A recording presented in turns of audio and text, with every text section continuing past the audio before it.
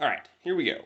So this will be different than previous left emails because I am currently only using my phone. Usually I read off my computer and I have my phone recording. But in this particular case, I don't have my computer because it's in the shop, being repaired, and has been for like the last 2.5 weeks, which has really hurt my productivity, but doesn't matter right now. The big point is it might be different. So I'm going to be reading off my phone while holding my phone. I don't know, it might sound different, or it might sound the same. Who's to say? I'm currently at the Ark in like a quaint sunroom, which is very nice actually. It's a very nice quaint sunroom.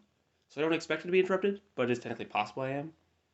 So, just giving you a forewarning. You sit down in front of your old school VCR TV to watch the only thing that was ever good on VCR, Little Rascals.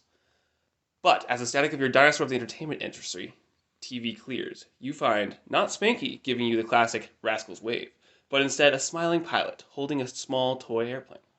Good evening, folks. This is Pilot Joe Bob here to tell you about the dangers of traveling on America's newest and greatest form of transcontinental locomotion.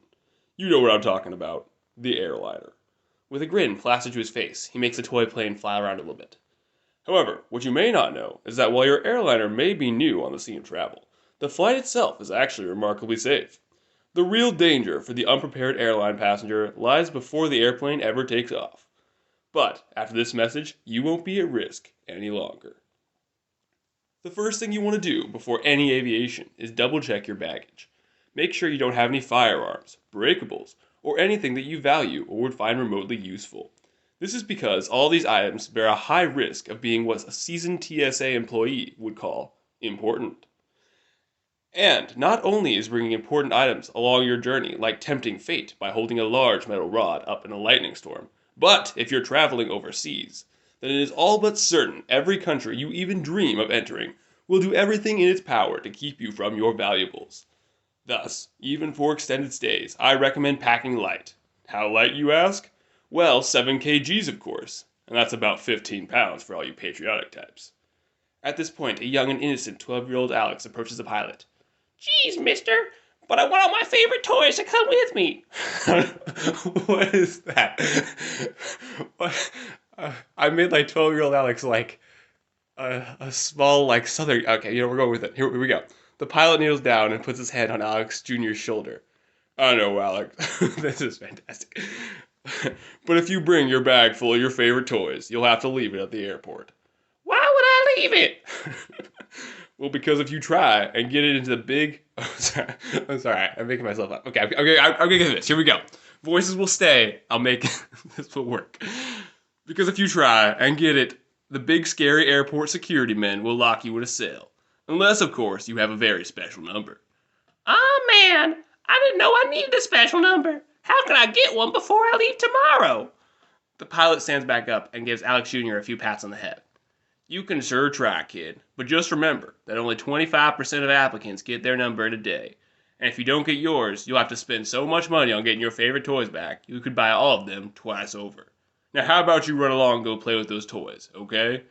And with that, the pilot shoos Alex Jr. away and turns to face the camera once again. That's the first danger of the airline, folks. Now, you may be wondering, what do you do if you find yourself in the same situation as Alex? You might be thinking you could just buy some extra carry-on luggage, right? Well, unfortunately, if you could do that, that would be what has been called easy and convenient, which we all know the employees of the TSA regard as a serious offense. But don't worry, I'm sure you'll find that 7 kgs gives you ample weight, enough to pack your computer, one change of clothes, and at least 4 paperweights. The scene cuts, and pilot Joe Bob is now sitting in an armchair. Alright, so you've conquered the first danger of the skies. What about the second? This danger is by far the most well known and can be devastating if you don't have the right precautions in place. The delayed flight. If 4 hours before you fly, you are notified of a 3-hour flight delay, and especially if you are aware that the delay will cause you to miss your subsequent connecting flights, there's no need to panic, mostly because your mom will panic for you. But don't worry, it's altogether likely she will call the first number labeled as your particular airline's customer service and connect you with a very nice Indian man who will help you take care of everything.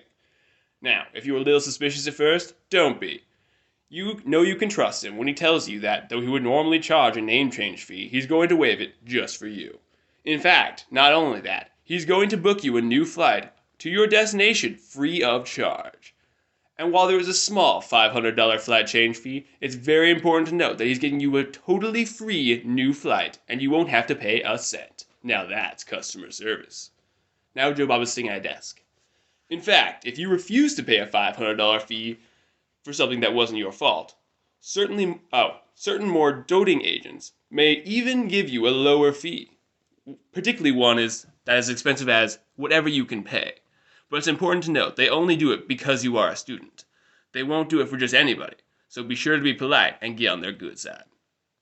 Finally, just remember that if you give them your credit card information and your bank declines the transaction because it looks like a scam, just ignore that message and pay them anyway. I promise it's perfectly safe.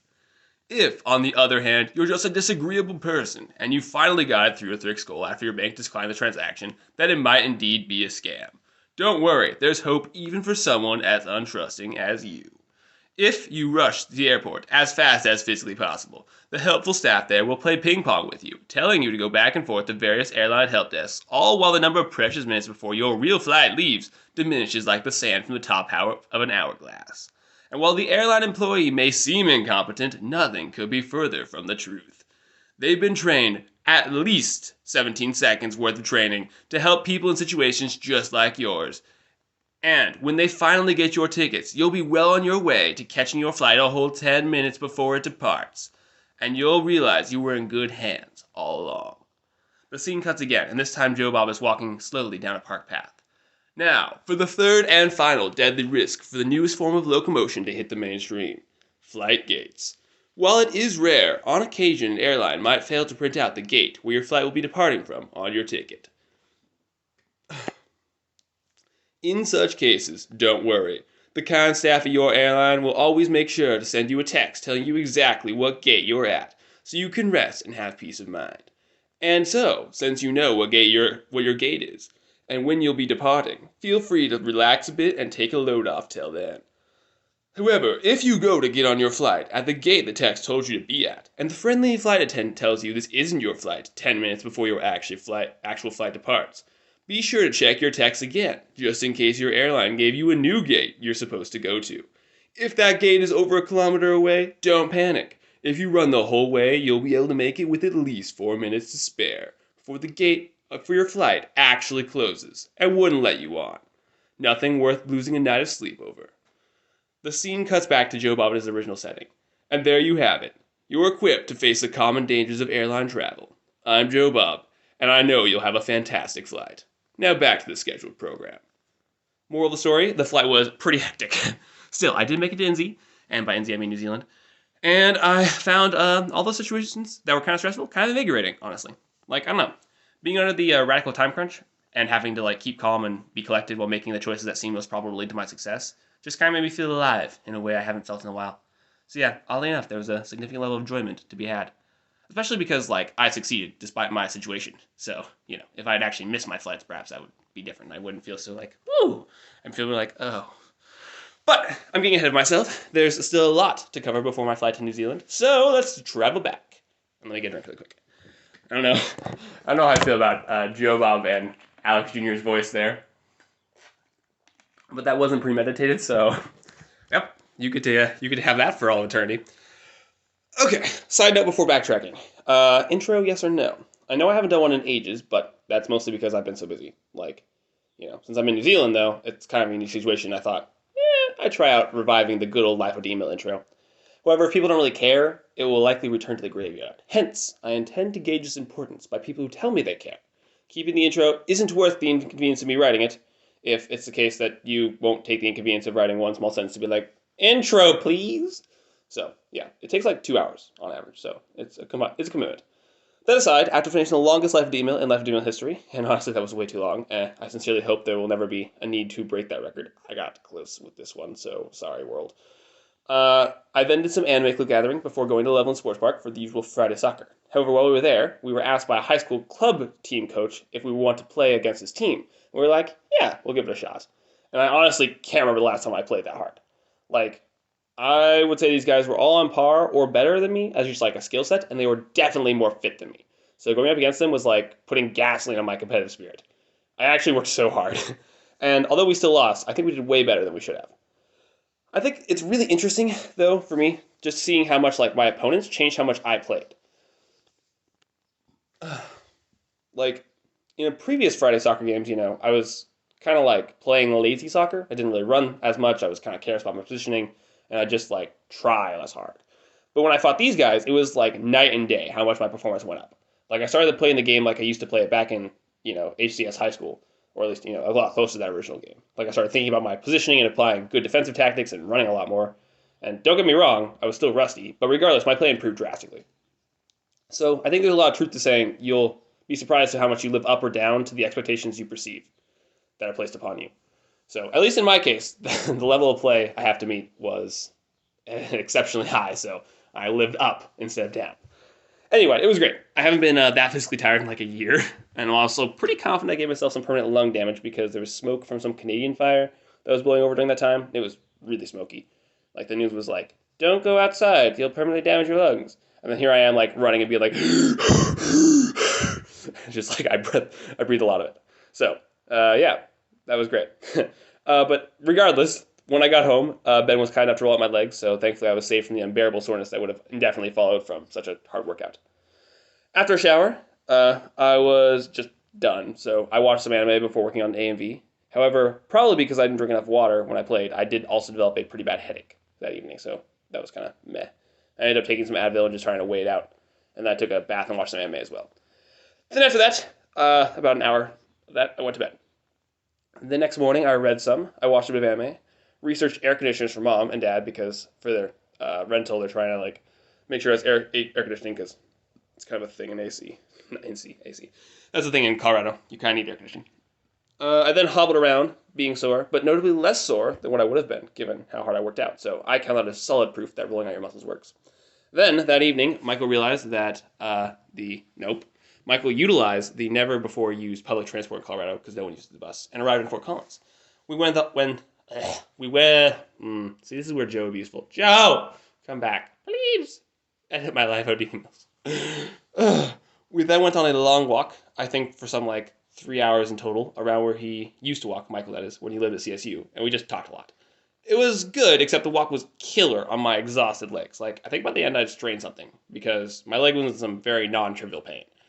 We then drove up the canyon to go stargazing, but once we got there, we realized we probably didn't have time, given how far away Denver was, so we turned around and just drove back to his house.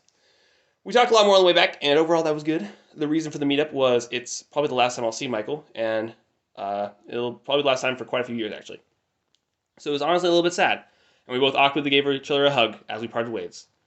And I'll tell you, watching two non-huggers hug is like watching two teens kiss for the first time. It could be really sweet, but instead just one of those like awkward moments that makes you want to die. I'm sure that's how it looked to like anyone watching. Now, I'm not saying I've seen two teens kiss in real life, mind you, or that I recommend kissing. Actually, I was going to say as a teen, but honestly, just like full stop. I'm also not saying that Alex 2.0 is a non-hugger, because Alex 2.0 totally does do hugs. But it doesn't mean he's proficient at hugs, and it certainly does not mean his expertise. And I'm also not saying that those are all the things I'm not saying. So you should never not assume that nothing I say should be taken without exception. Clear? Good. See, this is why I hate apathetic theology. Also, that sentence doesn't make sense. I mean, you'll have to just listen to it again, I guess. And, I hate mysticism for this reason too. Negative theology or knowledge just sucks. Like, ugh, yuck. Anyway, I drove back from Denver and could not find a restroom for the life of me because it was like everything was locked after midnight. So I may or may not have ended up peeing in some bushes that was in the back of this jank place where my credence that I would be mugged rose beyond trivial levels. Then, once I safely made it home, after of course fantasizing about all the heroic ways I would have effortlessly defeated my muggers had they tried to mug me on the way back, I just went to sleep. That night, I felt kind of sick, but not like significantly sick. And then I woke up like at 4 in the morning or something like that because my leg hurt so bad. The cause being the aforementioned strained muscle. So that really sucked. I mean, waking up from pain in general just really sucks. I then slept fitfully until my alarm notified me that I had to go to church, so I obeyed. Once there, I attended to lunch bunch and joined in some magic. And then I went to Neo and Sydney's house for our typical Star Wars campaign, and that went quite well. However, after that, post Neo and my quick King Supers run, we did a one-shot with San and Kira. And it was during that one-shot that I started feeling significantly more sick. Like, I started blowing my nose a lot, and I think I was also, like, I don't know, just feeling kind of, like, I had that taste, And I think it's also during that one shot that I infected like everyone in the Neo Fred group. So yeah, sorry guys. Anyway, despite feeling a little bit sick, I had a good time. I played a bard that would be best described as flamboyant, and Sean and Kira absolutely loved it. Like they found it hilarious. Probably because they've only seen me as like serious, because I don't ever like make jokes or be funny at Ration Christie. But seeing me act that way was just like 100% against their expectations. So they found it hilarious. Anyway, it was funny. Funny to see their reaction and fun to play the bard. Once it ended sometime near like 12, I, at this point, feeling very sick, I went home and took a bath, watched some anime, and then went to sleep at around like 1 in the morning. I then fitfully slept once again until about noon, after which I spent the rest of the day playing Minecraft and listening to Tim McGrew's lectures, and also taking notes. I did, however, take some breaks to eat some food and do the occasional and a bath, which then around 9:30 in the evening, I gave up on being productive and just watched anime, because I was like, I've done good things all today. At that point, I was starting to feel a little bit better too. But I still wasn't able to get to sleep until around 2 in the morning. The next day was basically a repeat of the day before it. I just played Minecraft listening to all of Tim's lectures and taking notes ever since I woke up. And once again, I did take breaks for food. However, that evening, I did help Grace out with math for like an hour and a half, and so that was different. And then I finished the day off by watching 2 hours of anime. The next morning, I was feeling a lot better, honestly. I had a bad cough, but otherwise, I was good. And I woke up at like 11:30. And I just read and took notes before watching a little bit of anime, and then spent the whole day reading until evening. It was a lot of reading. However, once evening hit, Grace asked me to help her study for math, and I begrudgingly agreed, and gosh, it was way too much work. I sat with her and helped her intermittently for at least 4 hours, like maybe 5. It was so long. Once we finally got through all of her review work, I got to watch some anime, and I did some research on how to make a better Midjourney images. That's the AI image generating software. Oh, I say that later. And I also tried to, no, I don't. Okay, that's the AI generating software. And I also tried to get a store set up for my AI generated art. However, I just checked and I've gotten 2 new likes and 0 purchases still. So I'm going to call that a flop. I honestly don't understand quite why. Like, if you look at the art I've generated, it looks fantastic. Like, I've been tempted to buy a poster just for myself because it looks so cool. But maybe my taste in scenery just aren't what the public like. Perhaps I need to make more pics like the anime Wolf Girl. That one has done a lot better than the others. And I don't understand why. Like, I would rather have, scenic pictures personally, because if the anime character isn't what I know, I don't want like a random anime wolf girl on my wall. But whatever. If you're interested in seeing what I mean, feel free to check out the Dead Store. And if you want to know how to make images like the ones I've made, I can give you some good tips and tricks, as I've been learning quite a few things about Midjourney. It is still sad though. I've been trying to find some way to utilize my ahead of the curve knowledge of AI to make passive income, and it seems like AI art was a pretty promising avenue, but I guess it's not. So, sad. But at least I tried. And that's about all I did that day. The next day I woke up at 10 and just read for ages. So, like a ton of reading. I also talked to my bro about a particular thing, but to state what it was will give away his surprise before it was the appropriate point in the story to give away his surprise, so I'll reserve that. I then finished my 500 or so page book that I've been working through and spent the rest of the day / evening talking with Katie and Liam about Minecraft and stuff, and then losing to Liam again in an anime quiz. The following day, I began work on a paper I intend to write summarizing the most important part of the McGrew's work. Honestly, I thought that I worked really well on that, but after like 3 hours, I only finished the preliminaries. The preliminaries took like 4 or 5 pages, though, so I did make progress, just I didn't actually write anything down, except for like, here's what I'm doing, here's why I'm doing it, here's how I'm doing it, here's why you should trust me, etc. I then cleaned the basement and listened to Tim talk about more stuff before working another hour or so on my paper until I was interrupted by Jonathan, his wife, my Aunt Amber, my Uncle Doug, and Morgan, as well as Dusty, all arriving. We played a bit of spikeball and had so-so conversations, and I did chainmail while people talked. We also did a bit of volleyball, but that was pretty lackluster. Still, it was good to see them again. After we watched some One Punch Man, once they left, I think as a family we watched that, I then found a new anime, since I finished my old one, and then I went to bed. The next day, I started off by returning an extra copy of a book I just bought. And see, like, about a year ago, I had read this book and bought it. And so I knew that at some point in time, I owned a copy, right? Because I physically read it. However, after looking over my entire shelf, like, twice, I couldn't find it. So I was like, oh, I must have loaned it out. And it must have not been returned, or maybe I lost it, or something like that. Thus, naturally, I bought another copy. But while I was doing the Minecraft call with Kay and Liam, I just casually glanced up, and there it was! However, what made this also ironic, and therefore worth mentioning, was the book's title. So I'll show you a picture of the book on my bookshelf, and I'm confident you'll see the irony. Though, of course, you audio listeners cannot see the irony. But it's titled Hidden in Plain View, the book. So I thought that was pretty funny. Honestly, the book was very aptly named. Also, I would just like to state that I strongly disagree with John MacArthur, and even though he's on my bookshelf, that does not indicate my current taste in books. So I want to make it clear to you that if you see Lee Strobel's books up there, it does not mean I approve of his work. I think he does a fairly bad job. But, I have things on my bookshelf that I once read and liked. Doesn't mean I currently like them or read them. Anyway, that happened, and then I got to rereading the book, the Hidden in Plain View book, for the sake of my paper. However, I was interrupted by Ben just showing up uninvited, but we decided, since he was here, we should hang out. So we decided to watch a bit of Psychic K before me and Ben decided to take a frigid stroll through the Spring of the Creeks.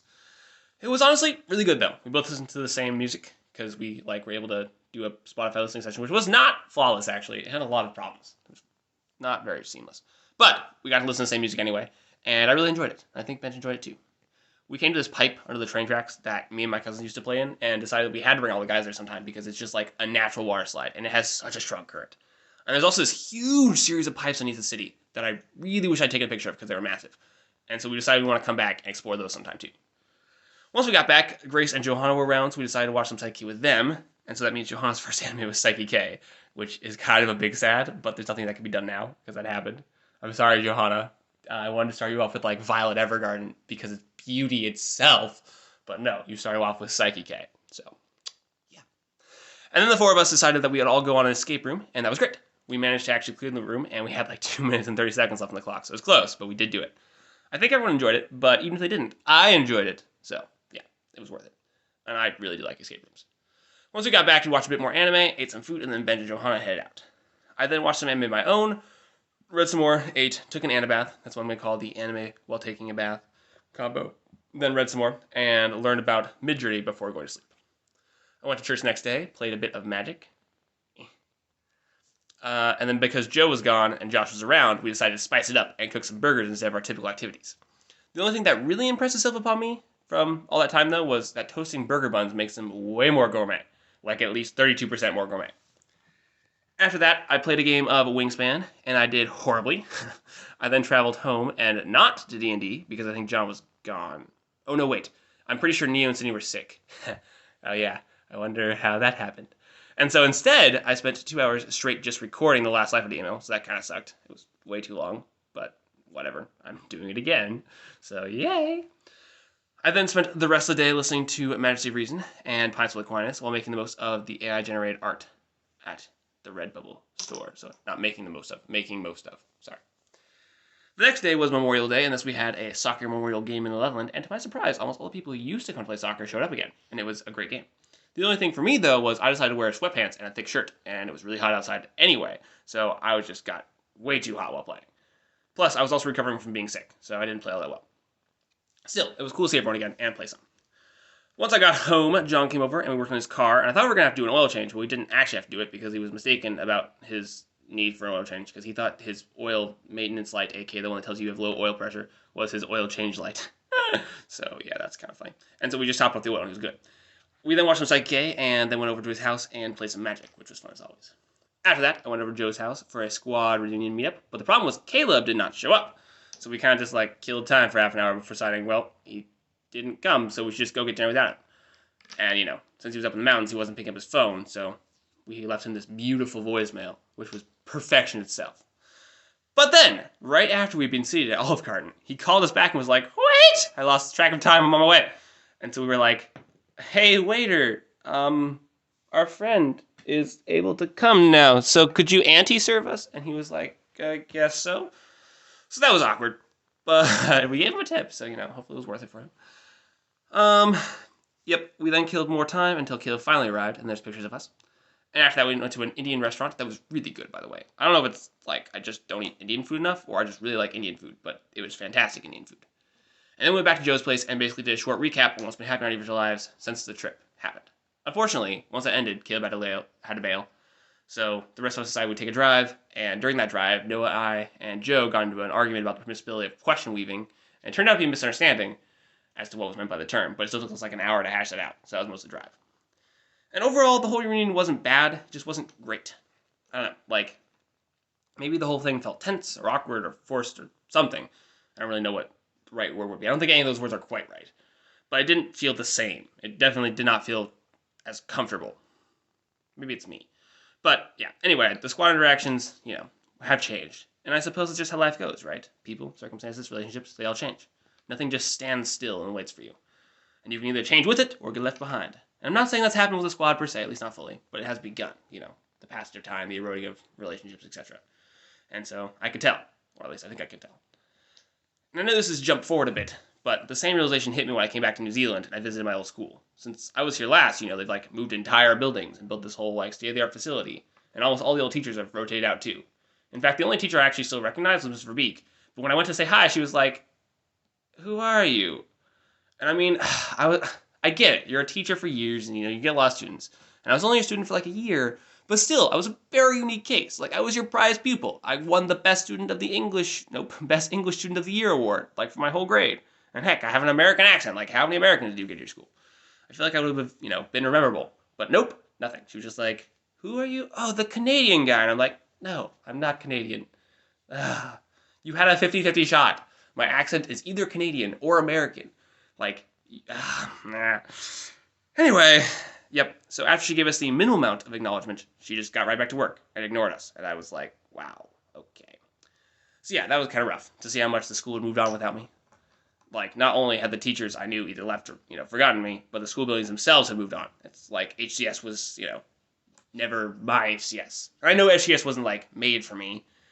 It was just such a monumental part of my life. Felt, kind of stunning to know how insignificant I was to it. So yeah, the moral of the story is change can be sad, but what can you do? Anyway, the next day I upscaled and uploaded all the AI images I had previously made to Redbubble. I then ate before going over to the Myers house, where Sam organized a time for me to come and work on my Magic the Gathering suitcase, a suitcase I'm transferring into a Magic the Gathering bulk box. And Sam ended up doing the project with me, and honestly that made it a lot easier and a lot more fun. I also had a few moments where I couldn't do basic math, so that was a little embarrassing, where it's Sam's like, "Alex, you're wrong." And I was like, yes, I am an engineer. I am qualified. You are in high school, but that doesn't mean I'm right. So as soon as Sam and I finished cutting the wood, I then went rock climbing with Caleb and Caleb's new roommate, Bram. And honestly, it was a fairly scary experience, but also very fun. You have to really trust the rope and the belayer, but given you do that, it's a blast. And it was also pretty darn impressive, the kind of stuff that Ben, Benj, and Caleb were all able to climb. I was like, there's no way they'll make it, but they made it. I don't know how they did that. Ben then had to head out early from that, and since I didn't have a ride otherwise, and because I was wanting to do the typical Tuesday night things, I then decided to catch a ride back with him. I joined in for some Tuesday night Bofuri and Magic before calling it a night, and that was how I did that day.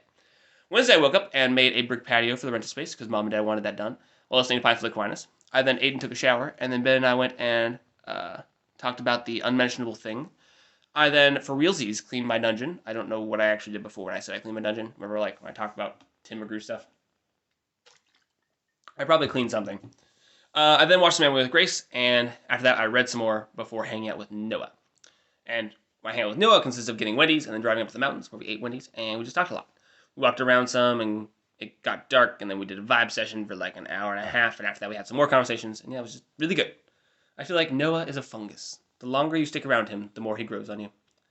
The following day we began our family vacation, which consisted of a very lengthy drive to the mountains of Colorado, to the Great Sand Dunes National Park and Preserve. Apparently, shortening it to the Great Sand Dunes is impermissible by old documentary standards. I must say I quite enjoyed that drive, first off, because I just love riding in the car, and I find it very relaxing for previously discussed reasons. But second, because the drive was quite scenic, especially at certain points. Third, it was fun just to listen to music or podcasts with Mom, Dad, and Grace. Ben drove up later, so he wasn't with us for this part of the vacation. So yeah, I very much enjoyed that drive. Oh, plus I got to eat some sugar and junk food, which I previously not permitted myself, as well as some just really good food, because Mom and Dad splurged also on some of the meals on the trip, so that was also great. So yeah, overall, a very nice part of the trip for me. However, once we reached our campsite we were supposed to be at, we discovered that ancient word of mouth is not the best form of campsite reservation, and therefore we were unable to stay, as, contrary to what the old guy Mom talked to said, you had to book ahead of time. Thus, Dad, determined not to be bested by the modern reservation system, trekked into the boonies and found a not that bad camping site right next to a graveyard. However, we all voted down as there was not any water, and we reasoned that at least our alternative, AKOA, had showers, and that would be immeasurably nice after playing in the sand dunes. For to quote Star Wars, "I don't like sand. It's coarse and rough and irritating, and it gets everywhere." John, that quote was for you. You better appreciate it, and you better also read this. Thus, Dad, being gracious enough to bend to the majority, a change from his modus operandi of old, I might say, a beloved one at that, drove us to the KOA where we set up camp just before it got dark, and we just killed time until it was time to sleep. However, I determined to get my money's worth via hot shower because the KOA charges like $50 for nothing. Like it was a plot of dirt. I mean, I guess we had a shower, right? They charged us $40 for a shower. However, okay, anyway, the point is I was like, this is dumb. So I determined to get my money's worth via hot water. Decided I would try to take as long a shower as possible. And honestly, the level of enjoyment that experience yielded was disproportionate to the level of enjoyment any quantity of hot water should be capable of producing. I think it was the first time in my life that I felt at liberty, and nay, justified in taking a shower until I just didn't want to anymore, which turned out to be about 45 minutes to an hour. And I just really enjoyed that experience. I'm confident I wrangled a good $10 of hot water out of that KOA, but, given they charged us so much, I feel 0% guilty about it. That water was owed to me. Anyway, the next morning I read my immunology book a bit.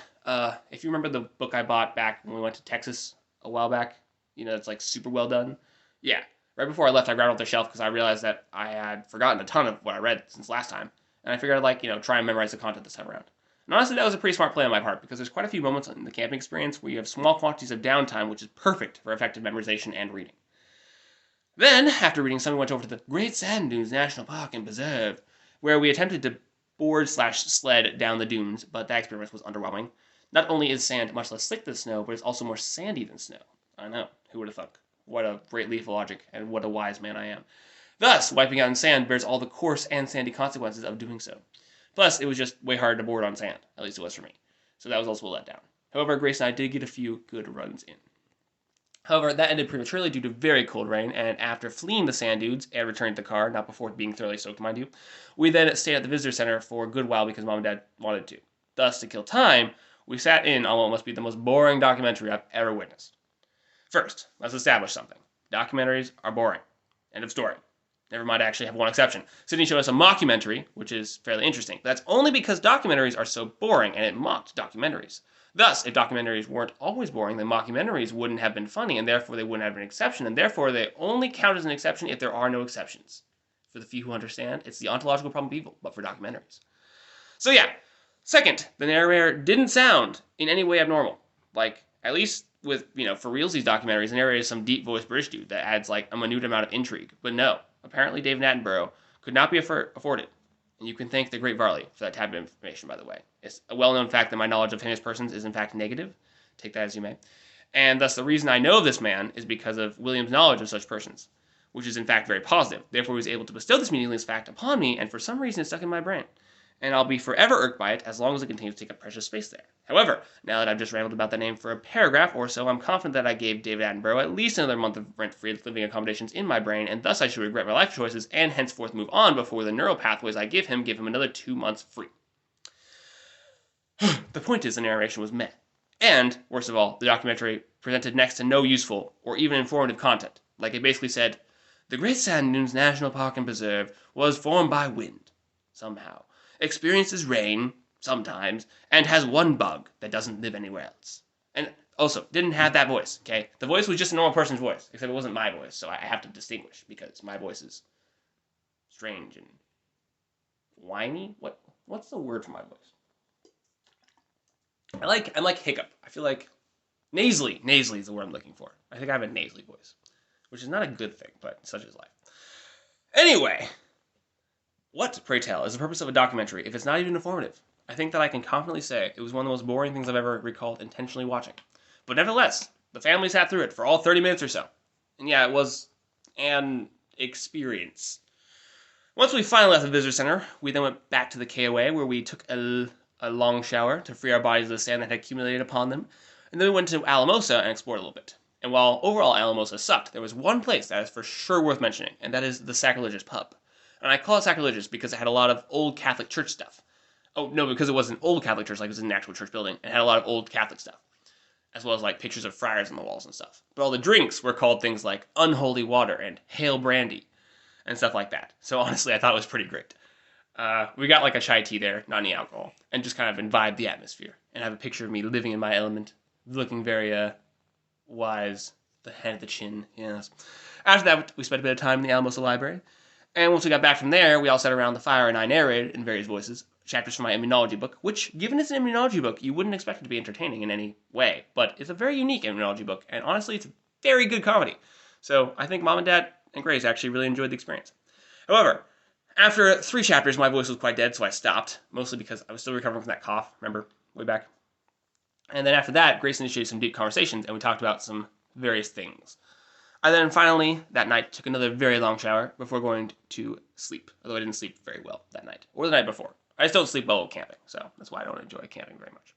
The next day, we drove all the way to Silverton, which is another pretty long drive, but I don't remember just how long, so that detail should be lost to history unless someone really wants to look up how long it takes to drive from Alamos to Silverton.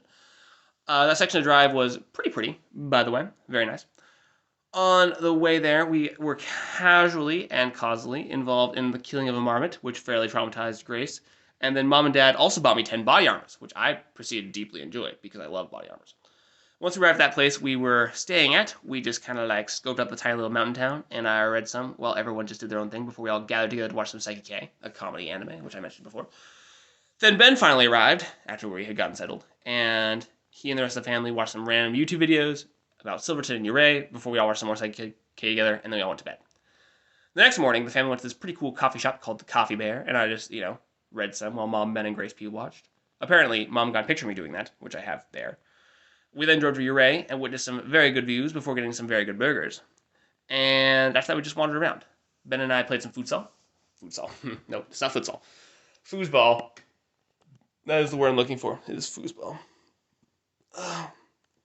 And I did win the foosball. And then I just read my book in the various places where we stopped. I then got to see the Box Canyon, which is basically just a canyon with a big waterfall in it, and it was fairly cool. And there was also a dead beaver, equally notable. On our way back, I got to share my peaceful playlist with the family while witnessing some very good views, which I quite enjoyed. But I'm not sure the rest of them enjoyed the peaceful music view combo. Then, before we got home, Ben decided he wanted to check out some mines, and so we climbed the mountainside in the twilight and returned in the dark. Unfortunately, the mines were both sealed up, so that was sad. Then, once we got back to the house, we watched some more Psyche K as a family. I finished my immunology book for the second time, and this time I'm pretty sure I've got most of it locked in. I've been able to recall quite a bit of it, even though it's been like a month, so my memorization techniques did work, so it seems. And then that's how that night ended. The next day we drove to Telluride, but Mom and Grace stopped in this non-Telluride town so that Dad and Ben could go farther to this other non-Telluride town to go get new tires because Ben's tires were seriously abused. Like, the wire was showing kind of bald. It's crazy he even made it up to where he made it without it popping. Like, ugh. Ben's car loves him too much. It's like God loves her too much, but for cars. Then, while I waited, I taught Grace how to play chess better, since, neither of us had anything better to do, so I finished my book. Then went over to the supermarket and got some food, and then once Ben and Dad returned, Mom and I and Grace all drove to Telluride with them, and we wandered around a little bit. However, I must say that Telluride is very nice. Definitely a lot nicer than Ouray, in my opinion. Plus, it has gondolas that take you to the supermarket, which is very cool. So yeah, we just saw the city some, spent some time in the cafe, and it was nice. After that we got pizza, and then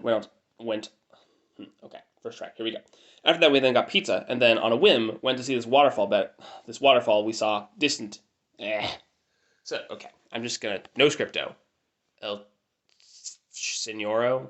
That doesn't make any sense. Alright, we saw a waterfall in the distance. We're like, that looks interesting. We got pizza, and then went to go see the waterfall we saw in the distance. See how clear that was? Yeah. Anyway, what we encountered, I'm pretty confident, is the best view I've ever seen. Like, it was just so pretty. I have a picture, so you can get a feel for what I'm talking about, but it does not encapsulate the greatness of that view.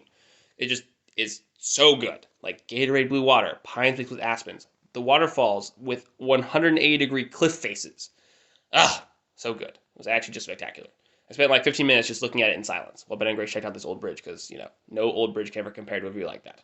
And also, apparently, Mom got a picture of me looking at it in silence. However, we did have to leave because we were trespassing to get that view, and we became increasingly fearful we were going to get caught. But before we move on, I will include a picture of the family in front of the epic view, which you can't see because this is audio. However, once we drove home, I watched a bit more of Psyche K with the parents, and then Ben gave Mom and Dad a huge gift, the aforementioned unmentionable thing, which was insanely generous. I'm not sure I'm at liberty to disclose the quantity because he doesn't want me inflating his view of his wealth amongst the public, but I will say it's the largest sum of cash I've ever seen in my life. However, my previous record was like $500. That's not saying that much, but still. Anyway, with that massive gift, the night concluded. The next day, we went back to the Coffee Bear in the morning. I played Dad a game of chess, though the game was cut short because we had to figure out because we figured out that we had to leave an hour earlier than we thought we did, and thus we had to rapidly vacate the premises. The rest of the day was just driving back home, and that meant a lot of intro music, various podcast episodes, and for me, a lot of looking out the window at scenery. However, overall, it was a pretty nice drive back, and once we did make it home, I rounded the night by finishing an AMV. Well, actually not finishing, working on an AMV. The next morning was spent working on that AMV I'd started the night before, and after which I finished that, after that, working on that some, I then ate breakfast, and then I finished the AMV, which you can now see at the following link for your convenience, those people who are not just listening to audio. After that, I posted to YouTube, the AMV that is, and then I tried to put my AI art on okay. I will not air. No, I might air. Anyway, I can't edit, so what does it matter? I put my previously generated AI art on a new AI art marketing website, and for a reason I still don't quite understand, all my images were rejected, which was a big oof. I then went over to Neo's house and witnessed a sight I thought I'd see. It was clean. See, the Bowens are not particularly a clean couple, and I don't seem to mind it all that much. And they don't seem to mind it all that much when things are scattered everywhere, when trash is on the table and, stuff is out of its place and all that stuff. And so, while of course I'm tolerant of such a state, it does not work well with my personal preferred living state. But when I came over that day, it was after Sydney had finished teaching, and thus had free time, and oh my goodness, it was glorious. Stepping into that house just made me feel free and open and at peace. It was beautiful, and I know I may never see a sight like that again, so I will cherish the day for the rest of my life. Anyway, after that, Sydney also gave us twice baked potatoes to eat, which was pretty good, and then Neo and I ate them while watching some anime, which was typical Wednesday night practice, and then we just played Magic until midnight, and that was the whole exchange. A typical one, but one nice. The next morning, I spent reading. I then sorted out some NZ travel stuff, particularly insurance, which was more challenging than I expected. I then read a bit more, played some Beat Saber, helped Mom out by mowing the front and back yards. I ate dinner, and then watched a bit of anime before joining the last Thursday night Minecraft call I would attend for quite some time. I then tried to go and get Neo and John and Alan to join the Minecraft, because then we could consolidate Minecraft worlds, and I could reduce the time I play, time I spend playing Minecraft overall, and also allow the frankly absorbent amount of time and effort I put into the castle in that one world with Katie and Liam to take on new meaning. But so far it looks like their interest is minimal, so that's unfortunate. Regardless, after Katie left the call, I think a person's coming in. Pause. Maybe not pause. Why would you do that, dude? Okay. There is no person coming in. I lied. He's coming. Doo-doo.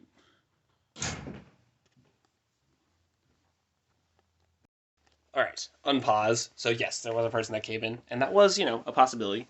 So I have now returned to my room, and will continue from where I left off, which was something. Oh yeah, after Kay left the call, Liam and I did an anime competition, quiz, a thing, and for the first time in ever, and not the first time in forever, mind you, but the first time in ever, I did not get a single point, which is a whole new level of defeat that I frankly would like to never experience again. Thank you very much. And although I would typically console myself after such a crushing defeat, I decided instead to be productive with my time and research some cool AI tools. The most notable of which I will now bring to your attention because it actually has changed my life and radically improved it. There's this browsing tool called Perplexity, and you can download it because it's an app. And it's basically just ChatGPT, but for web browsing. Basically, it uses ChatGPT 5, no, not GPT. It uses GPT 3.5, not GPT 5. And they're starting to migrate over to GPT 4 right now, which is just better, by the way. And basically what the app does is it has GPT search the internet for you and then summarize the web pages it reads and then cite where it got its information. And it's effectively searching like 6 web pages at a time and then use that information to give you an answer to your question concisely. And it's been so helpful to me. Like, it has saved me a ton of time, and I think you should really look into it because, it's just super useful. The only thing I've noticed is not too good at is when you place specific data, like, if you need to know, McDonald's around you. It doesn't have your location data, so it's kind of bad at that. But otherwise, it's 100% worth a download, because it's free. And so, for your own betterment, I entreat thee, get Perplexity. See if that rhymes? That means it's more memorable, and therefore increase the odds of actually do it. Science. The next morning, I awoke fully expecting to have to exert a non-trivial amount of effort to help Neo and Alan change his oil, but I was pleasantly surprised to discover that I was in fact wrong, and Neo and Alan did the entire oil change by themselves. Thus, as you might have expected, that was the OG goal of teaching Neo in the first place, but nevertheless, I was surprised to see that goal was actualized. and it made me feel a little bit warm and fuzzy inside. After the oil change was done and we went off without a hitch, we all went out for Cane's and ate it, and then Alan and I tried to persuade Neo and Sydney to join us for soccer at Loveland. However, for a reason still unknown to me, Neo did not want to do the soccer and was very resistant to the notion, so we were unsuccessful in convincing him. However, before we left, I got to spend a bit of time at home learning about cool AI tools, so I was, there's not really a however there. I don't know why I put however in my text. When we got to soccer later that evening, we had a way bigger turnout than I expected, which was great, but it was also very lightningy, so we didn't get to play until like 40 minutes after we arrived. Still, once we got playing, the weather was fantastic, and I had a pretty good time. Cable was also there, and he hadn't come to soccer in like 3 years, so that was a pretty big deal. And originally we were doing this like switch out of goalie thing, but it ended up that I was mostly in goal, which sucked. So halfway through, Alan was, kind of to volunteer for the position. And while I was very grateful to get out of goal, I also felt kind of bad. But ultimately, the real culprits are those who are unwilling to selflessly sacrifice themselves for the betterment of the whole, so shame on them. Oh, I also discovered I am becoming seriously less fit, a trend I have no doubt has continued since, I came to New Zealand because I've been consuming a very constant and delicious supply of dark chocolate combined with copious amounts of milk. But perhaps more on that later. Once soccer ended, we discovered Neo and Sydney had arrived, though they didn't join in, so they'd just been sitting in their car. And thus, they were able to take Alan home, which was great. However, once I got in the car and started to take Benj home, actually not home, but to the Jameses, I realized that I had made a mistake. See, originally I was planning on taking Alan to soccer, and then Neo and Sydney, who were going to come and play separately, would drive him back. And then I, being already in Lovewood, then arrive at Liam's house on time and all the wiser, and, having saved gas and effort.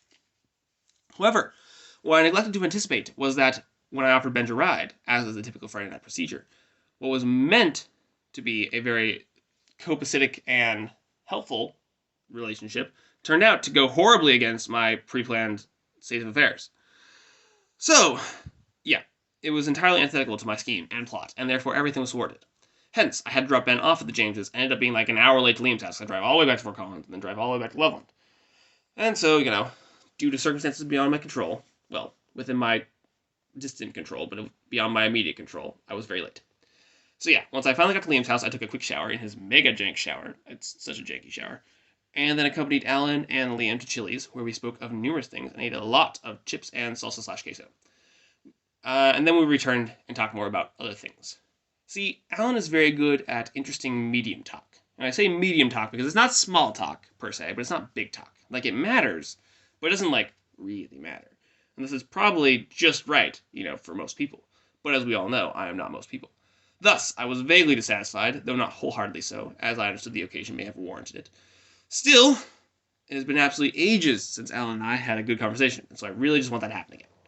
Once I got home, I made sure my wizard costume for the Renaissance Fair... Was it called Renaissance? It's not called a Renaissance Fair. Is it? Sorry, this is a me thing. No, it is. I think it's called Renaissance Fair. And then we got to sleep. I got to sleep at 1:30 in the morning after checking my costume and making sure it all came up. Because I hadn't, opened it until that point in time. So if it hadn't, there wasn't really much point in checking it. Because if I hadn't have had it right, I couldn't have done anything about it anyway. But regardless. The day of the Renaissance Festival had arrived, and prior to this point, I'd never been to a Renaissance Festival. So it was definitely a very exciting experience. For quite a long time, I thought that cosplaying could be really fun. But this was the first time that I, would be able to cosplay where it was remotely socially acceptable. And so the prospect of such an opportunity was, of course, tantalizing. Thus, to get in character, I left my phone at home, which resulted in me not knowing where everyone was once I arrived at the place where I thought we were meeting, and were not meeting. And thus I had to drive back home and get my phone, only to arrive at the designated Wendy's later. However, John was even more late than I, so my lateness was trivial. Now, before we went to the Wendy's, we had all agreed that we would order in character, which was the idea, I might say. I didn't even come up with the idea, it was Sydney's idea.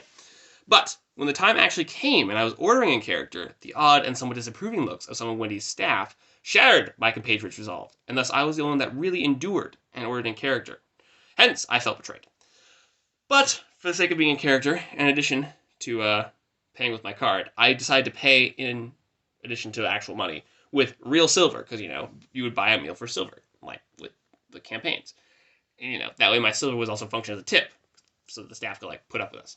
However, since I said it was real silver in character, I'm pretty sure they didn't realize it was actually real silver. I was like, "This is real silver. Here, take it. As a token of my gratitude." Something like that, right? And, yeah. So, see, they were silver quarters, and so they probably just thought that I gave them old-looking quarters and did not consider the fact that the quarters were really silver, because the U.S. used to make quarters silver, but they don't anymore. So the thought of that genuinely hurts my soul, and because I couldn't bear to live in a reality where people thought that silver quarters were just normal quarters, I'm going to assume they realized the coins I gave them were real silver, and they were retroactively grateful. That's what I choose to believe, and no amount of evidence can convince me otherwise. So yeah, after we got our food in full regalia, even if the others did not live up to their sworn oath, I then kept up my Thales act for as long as possible until effectively my throat failed me, because it was still suffering from that cough way back. See, Thales' voice is not throat-friendly, in general, but perhaps more significantly, I was covering, I said the bad cough thing. That's Thales' voice. Thus, my throat was already quite ragged, and keeping up with Thales became increasingly more difficult as the day wore on, as you might suspect. But I persevered! Once we made it to the Renaissance Fair, we immediately picked up our quest, which we paid for, extra for, but unfortunately it was not a quest at all, but rather an advertising ploy. The quest was effectively a visit every stall advertisement scheme. So that was lame. But aside from that, I was overall very impressed. First of all, there were very many nerds willing to debase themselves with outlandish costumes, and I did not know we had that many nerds in Fort Collins. And second of all, the sheer size of the Renaissance Fair was very impressive. Honestly, it was pretty massive, though I guess apparently average for Renaissance fairs. Regardless, we went around and saw every stall, I think, by the time the day was over. And then John and I also went halvesies on this super potent burn your throat drink, which I wanted because it made speaking as Thales bearable, and John wanted because of reasons God only knows. It didn't taste good. And yeah, there was this jousting thing, and this also for real fighting, which was a pretty accurate rendition of medieval warfare, I guess. Absolute chaos with lots of hatchets. That's how I describe it. And that was probably the coolest thing, honestly, because while all the guys had plate armor and thick fabric covering the creases, there was no holding back in that fight. Stabbing wasn't allowed, but basically any other form of attack was. And so people were just wailing on each other with real axes, and just actually smacking each other. It was honestly pretty crazy. Pretty much pure unbridled violence kept permissible by ungodly amounts of armor. And I would really like to try that sometime. So yeah, overall, it was a good time. Something I am glad I experienced, though not something I would like to go to every week. Also, my feet did get very significantly sore because boots with heels wore on me. Females, you are spectacular in your ability to endure such pain. By the end of it, we were all pretty exhausted. And before I move on, I will show you some pictures, which Sydney took because I was like, well, I can't have what I called portal to the great mind around, lest it, infect my mind, aka break my character. But, anyway, you can't see the pictures, so what does it matter? Once we got back, since this whole event was something of a going away party for me, I decided we'd all watch Bubble, an anime movie, which was our partying activity, and everyone thought it was okay, but they were all really tired. Then, once I got home, I watched some Blue Lock with Mom before finishing off my night gathering anime clips for AMVs and listening to a new podcast called What God Is Not, which is a podcast where a Byzantine Catholic nun and a priest talk about stuff, so that's fairly interesting. The name is a pun on apophatic theology, if you didn't catch it, because, the Orthodox and their mystery. Ugh. They're both very charismatic individuals, so they're fun to listen to. And I figure since they're effectively Orthodox, this will help me understand, the other side of the traditional Christian faiths. The next day I went to Southgate, but only Noah was there, as the Myers and James were at the Great Sand Dunes, which is pretty funny, since, my family was just there, but now we weren't. So Noah and I played a bit of Magic before leaving, around the usual time, at which point I gathered more clues for AMVs, and then I reconverged with Noah for an escape room, and we actually did really well, completing it with about 2 minutes or so to spare. But it was a hard escape room. After that good time, I went back home, where Mom made some salmon, because she knows how much I love salmon. And so we ate that, and watched Blue Lock, before I spontaneously decided to attend Young Adults, so they invited me. However, I departed amongst probably the hardest and heaviest rain I've ever seen in Colorado. It was raining very hard. And it's not like I haven't seen rain that hard before, but it just went on for so long. It was crazy. Everything was flooded. However, as I was able to transverse the roads, that's what I wanted to say, yeah. It was fine until I came to an exit at the interstate, at which point things went not so well. See, the interstates around Fort Collins and Windsor have been under construction since, ever. I mean, ever since I came back, at least. And granted that the construction has progressed, but it's doing so very slowly. So, that's beside the point. The point is that one of the off-ramps, since the road was on construction, was surrounded by these, concrete barrier things, which kept the water from flowing off the side of the road. Hence, as I entered the off-ramp, it was like entering a little mini river flowing down toward me. But of course, I didn't realize this was problematic, since the river was only, an inch or so deep at the start. Until I got half a mile in. And then I couldn't turn around. So I figured, since it'd be impermissible to back out onto the interstate, I was just like, well, looks like we're going through. And so I just floored it and powered through. However, the water got so deep, it actually lifted my car off the ground. So yeah. And while I was able to make it through due to the momentum I built up, it became quickly clear that my actions were not without consequences. And so as I reached the top of the overpass, I began to turn and my car just straight up died. Like, all my dash lights lit up and every system in my car stopped working. So that was like, oh, hello there. However, being the quick-thinking man that I am, I realized that if I could just make my car go to the Costco's parking lot, I wouldn't need to buy a tow truck to tow me off the road. And thus, fueled by gravity and adrenaline, and without power steering, I was able to barely navigate my car to the Costco parking lot before losing momentum. I did even get parked, though, in the parking space, so I'm skilled. And so, my little anti-tow truck stunt aside, I had paid dearly for my choices, and now was stranded amongst pouring rain. Thus, I rang up Noah, who had communicated the invite to young adults to me earlier, and he graciously came, picked me up, and then took me to young adults, leaving the Phoenix, once again, dead in the parking lot. So yeah, I arrived at young adults and tried to look as crestfallen as I felt. I then joined a game of Wingspan, which was eventually cut short by knowing having to leave, and seeing as he was my ride, I consequently had to leave. However, I will say that game was going very well for me, and who knows, if I had stayed, I might have won. Regardless, on the way back to my house, as we were passing where my car was parked, I just asked Noah, kind of like a Hail Mary, to... Oh, that's where that comes from. Oh! Hail Mary comes from praying the Hail Mary. It must be like a Protestant thing, because it's like, you don't believe Catholic prayers work, but as a last-ditch resort, you'll throw up a Hail Mary. Oh! I understand so much now. Why did I never make that connection before? It's called a hit. Ugh. Okay, well, I don't know if that makes me smart or really dumb, but I just noticed that. Okay, anyway, I pulled up to my deceased Phoenix, and just on the off chance, I tried to start it. But, to my amazement, it actually did start. Like, I kid you not, despite losing all function just hours before, turning the key made it come alive. And I was actually so surprised. Like, I was sure I was going to do some maximally expensive repair and, suffer. But it was totally fine.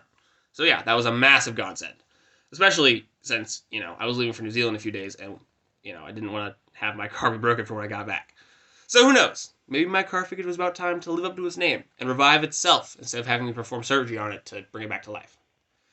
Once I got home, I kind of let the reality sink in that my car was fine, and I took an Anabath just to try and de-stress because that was a stressful experience. The next day felt like, and basically was, just me stalling. I bought a few things I quote-unquote needed, and I basically just built magic decks to pass time. And then other than that, I listened to a lot of What God Is Not podcast episodes. However, at 2 a.m. that night, I had a Kronk moment where I was like, the waiter, he didn't pay his check. Oh man, my Kronk voice is dead. Make it, here, try. Oh yeah, alright. The waiter, he didn't pay his check. Closer, but not quite. Anyway, I'll revive my Kronk voice if the need ever arises. And I woke up realizing that I need to get a visa to get my baggage through Australia. So I worked on applying for that visa until 4 a.m. And then, of course, I didn't get great sleep because I was like, oh, I can't take my baggage with me. So that was kind of stressful. But I did get sleep, eventually. I think I got 4 hours. And then, thinking that was as far as the flight complications would go, I tried to relax the next day. I went to my last-minute dentist appointment where thankfully they told me that the pain I'd been experiencing in my teeth was from me grinding my teeth, which checks out, and not from a cavity, which was good. And then I spent the next few hours just putting everything that was going to go in my suitcase back into its proper place. And basically just watching anime until it was time for me to leave for my flight. However, I think 2 hours before I was supposed to leave for my flight, maybe 3, I got 3 successive emails telling me my flight had been delayed by a total of 3 hours, which would make me miss my connecting flight. So Mom dialed up this Indian dude who almost got my money. I'm very confident he was a scam. And then I decided to go to the airport, and I barely made it on time, and then I barely made it to my flight. And then I spent all the time in Los Angeles airport trying to see if I would be able to even get to Sydney and then leave, because, I wasn't, I didn't have access to my boarding pass for my flight from Sydney to New Zealand. And if you stay in Sydney for over 8 hours without a visa, you get, impounded. But detained. That's what I'm looking for. And so, I was like, well, I'm going to go to Sydney. I'm not sure if I can leave. And so I was trying to figure if I could get that out. And they were basically like, no, we can't help you. And I was like, oh, great. And then I got very, very close to missing my flight to New Zealand because I went to the wrong gate because they told me to go to the wrong gate, and they corrected it later on, but I didn't see that correction until, again, 10 minutes before my flight, left. And so I got there with, 4 minutes to spare. It was very tight. So, yeah. I already covered most of this in like the intro drama bit, so I'm not gonna like cover it in depth, but it was crazy. Once I then got on the 16-hour flight to New Zealand, I was able to calm down because like even if I was going to be imprisoned for breaching Australian borders, there's nothing I could do about it now. So I spent the next 16 hours of my flight watching anime, and I also intermittently slept. I couldn't watch movies on the plane because the TV required an aux cord, which I didn't have any aux cord headphones. But I looked through all the movies anyway, and none of them like looked that interesting, so I don't think I really missed out. And also the anime I started was fairly good, so that worked out. The really big oof for that flight though was the guy who sat next to me in the middle seat. I've never seen anyone fall asleep so soundly or so quickly in my entire life. Like this dude, he's probably like 19 or something. He would literally fall asleep in a minute flat. Like I woke him up so he could tell the flight attendant what food he wanted, and of course he like opened up the food to eat it. But then he proceeded to fall asleep with his forehead in the open food container. Like he opened the food, did like a little dozy thing, and then splat, his head went into the food. Like, oh, this man, he has a talent. The problem for me is that he very much preferred to fall asleep on his right side, which was my side. And well, I wasn't concerned about having to like worry about waking him because he fell asleep so easily. My shoulder nevertheless served as like a cushion for his head at least half the time we were in the air. And it's not like I horribly minded. The thing that kind of bugged me is he didn't even like gesture to anything like an apology or excuse. It was like he just assumed I'd be cool with him sleeping on my shoulder or my lap. And he was obviously quite tired, so I don't like hold it over him, but he could at least been like, sorry guy, I'm sorry I fell asleep on you for the 15th time. Or, the first time. Anyway. So yeah, that was basically my 16-hour flight to New Zealand. I got somewhere between 3 to 4 hours of intermittent restless sleep on the plane, and I basically watched a 22-episode soccer anime, and that was about all that happened. Once I got to Sydney, I asked like 4 different people how I get my boarding pass printed, if I get my boarding pass printed, and they pointed to me the desk of the departure gate which I was at, which in fact I was able to print my boarding pass at, which was a very big relief. And then after that, I just listened to anime songs and waited.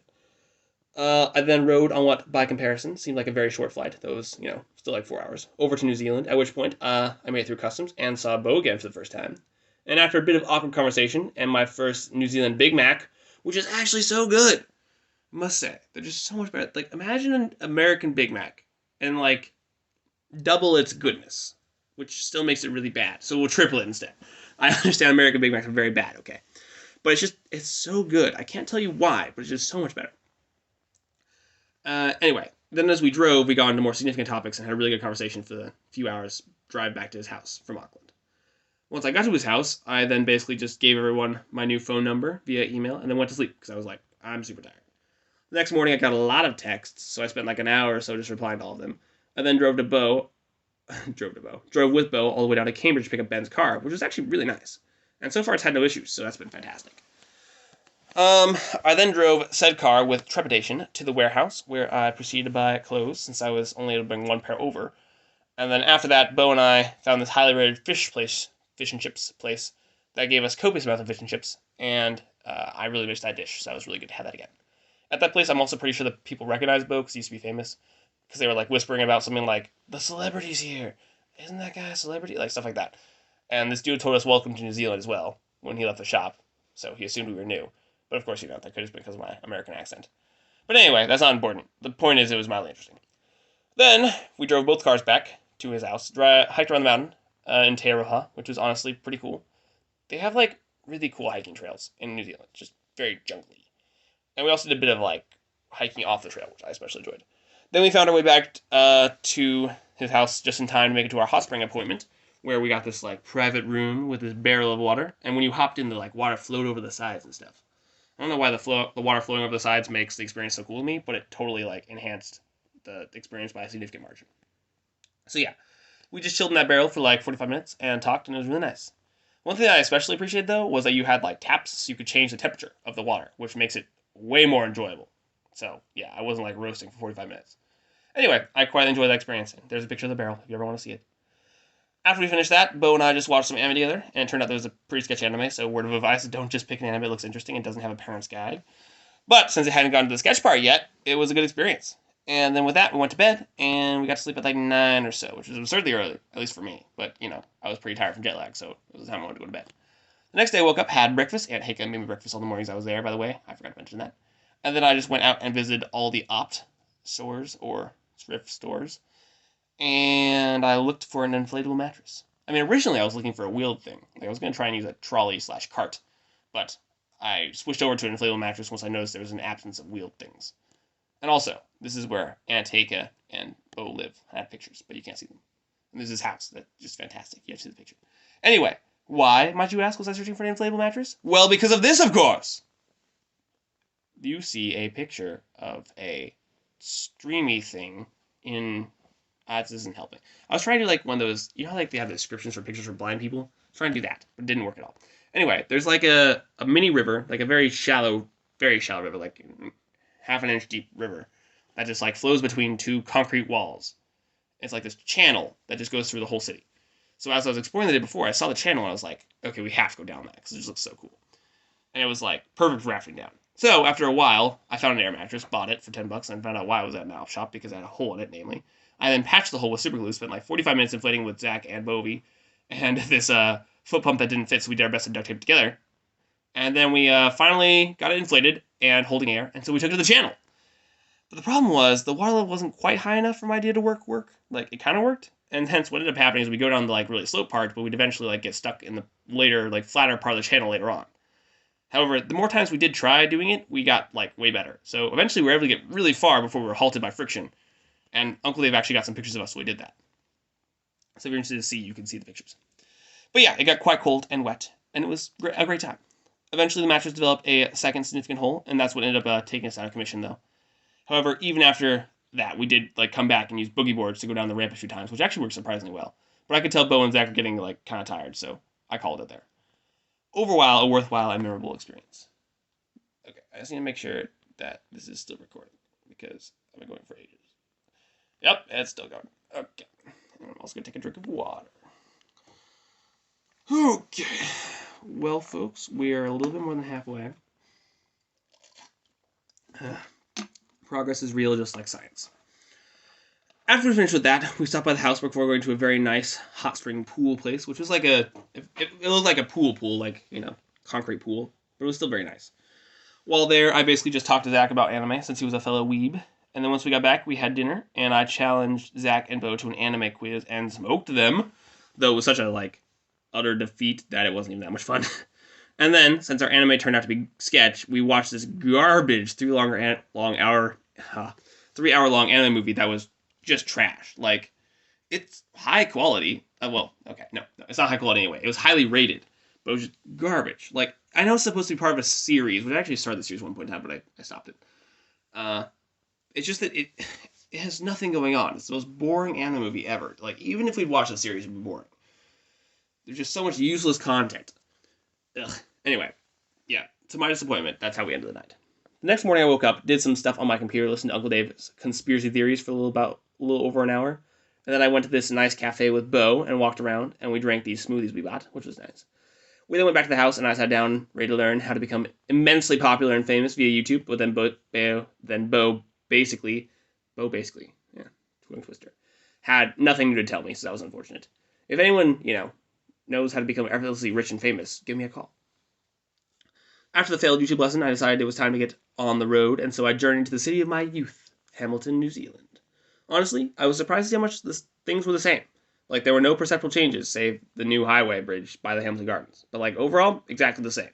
Thus, I found the McDonald's I used to go to, and I ordered the double Big Macs. So, yeah, they make, like, double Big Macs over here with double the patties and double the size. And so I ordered double of those. So I ordered 2 double Big Macs. It was great. I know, that's pretty epic, right? And then I went shopping for food as well as other supplies before going to Jordan's house in Chartwell. And there was very little awkwardness There was There was very little awkwardness barrier seeing him. That doesn't really make a lot of sense. I probably should add that. And so I walked in and we were like, oh, how's it going? And he was like, how's it going? And it was just like we'd seen each other yesterday, so that was really cool. After that, Jordan showed me my room, which I'll be staying at, and the house. Right. Yep, that makes sense. And the house. So he showed me to the room I was staying at and the house. And then we drove over to this bird park. I don't know what it's actually called, but it has like a bunch of birds in a cage in the middle of it. A bunch of budgies. So, yeah, we were like, birds. And then we walked around and talked. And man, I gotta say, like, some serious nostalgia hits were happening during that time, because when I used to come to this park way back in the day, I was like writing my second novel, and so I have very fond memories of that park. Eventually, our wandering led us across the river, and we decided just spontaneously to do an escape room, which was great. We did better than any of the other groups that had the room that time, even though it was just two of us. And it was really fun. The only reason we didn't make it far, though, was because this dumb Raven's accent. There were 6 phrases the Raven said, and you had to put them in like the right order to solve the puzzle. But because of the accent, we thought endeavors was what he was saying. When he was saying and others. It was like, endeavors. Like, is it endeavors or and others? So in this one case, my large vocabulary hurt me. And of course, we knew something was off because our interpretation, namely the endeavors one, left us with 4 verbs and 2 nouns, but we couldn't for the life of us figure out what else the bird could be saying, so we lost a lot of time just trying to like figure out what that was before we actually asked for a hint. It was probably like 15 minutes we tried to work on that before we're like, okay, fine, we'll take a hint.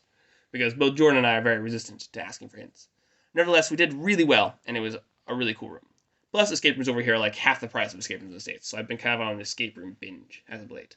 But more on that later. Anyway, once we finished that, we wandered around a bit more before we made our way back and grabbed pizza. We then settled down to watch Fate Unlimited Blade Works, but Jordan's girlfriend, Julia, called him, so we didn't actually get past the first episode. So yeah, that was sad. But I suppose relationship duties do, transcend other relationship duties. I suppose romantic relationship duties transcend friend relationship duties. And then after that, I went to sleep.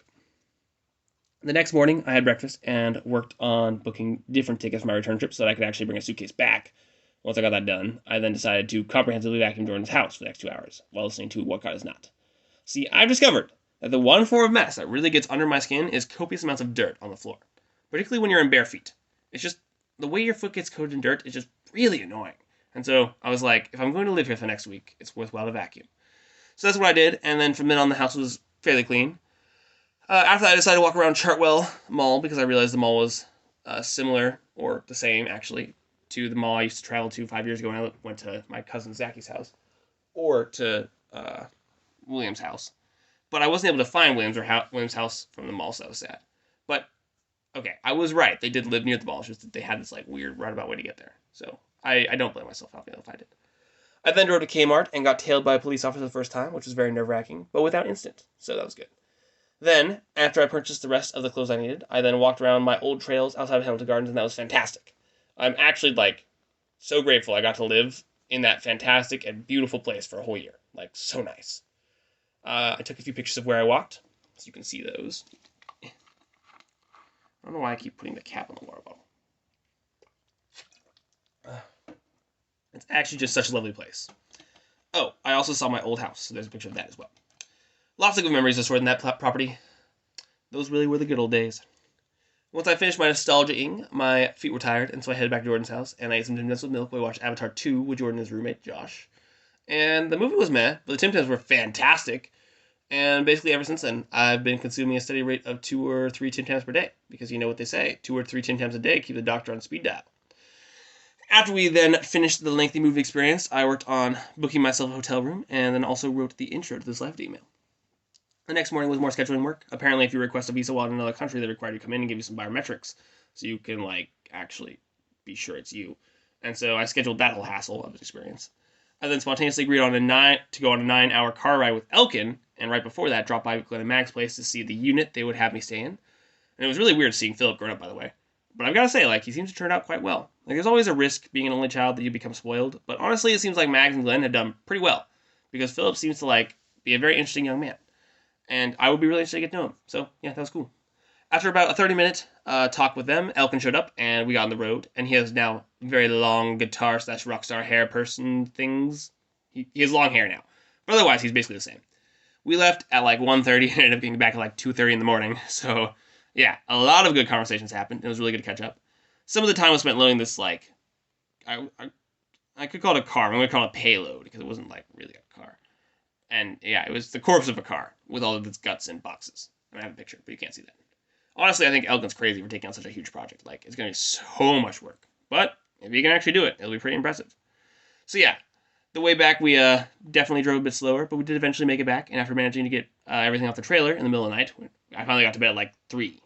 Which, remember, I've been going to bed at 10 to this point, so I was super tired by 3. We decided it was best for me just to sleep over at Elkin's place because it was so late and it would take so long to get back to my car. So I just crashed in this girl's room, and then that was that.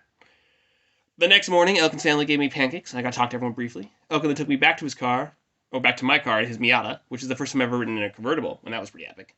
Elkin also let me blast my music, even though he hated it. So I appreciate his sacrifice. A moment of silence, please.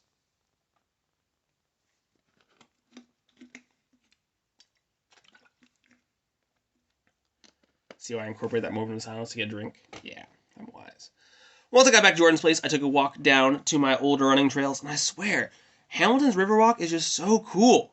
I mean, look at this trail! You can't see the pictures, but it's beautiful! And this is just normal. Ugh. Once we returned from that, Jordan was off work, so we decided to go and play some giant chess in Chartwell Mall, which of course I won. And then we played a half-size game of golf, which Jordan won. However, I will say I had this epic hit from like 15 yards away that went straight into the very last hole. So that was awesome. And it made, losing tolerable. Also, I call it half-size golf because it's not like golf, but it's not like mini golf either. It's like in between. After we finished that, Jordan and I drove to visit our old school, and man, it changed a lot. I already spoke about that at the start, though, so I won't dwell on it. But it was kind of depressing to see how much like the school had moved on. There's some pictures, but you can't see those.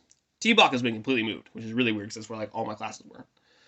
And yeah, after that shocking experience, I went to have dinner with Jordan and Julia, hosted by Julia, and that went decently.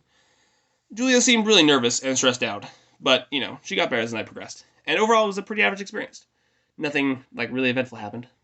The next day, I slept in for, like, 14 hours because I had to catch up on the sleep I lost the previous day. I then worked on this live demo, did another escape room with Jordan, which we did worse on, but we still did well. However, the guy gave us extra time so we could finish the room, which normally would be great. But in this particular instance, I had Taylor's birthday dinner I had to attend right after the escape room, so it didn't work out well at all. Because I was counting on, the escape room ending at the right time, because that's how escape rooms always go, to be able to take Jordan back to his house. But unfortunately, I couldn't give Jordan a ride back because I didn't have time anymore. So that was a big sad. Still, he was a Chad about it and found his own way home, and he wasn't even salty. So, thanks, Jordan. You're a beast. I think I see the Furthest again for the first time in years, which was very cool. Michael was way too tall, but Taylor's still shorter than me, so at least that was comforting. We got Mongolian grill at this basically Who Hut New Zealand place, and it was good. And it turns out I think squid isn't too bad. While we ate, we just talked about what we had missed with each other's lives during that time, and it was really good to see them all again. Honestly, hardly awkward. After a few minutes, it was basically like I never left.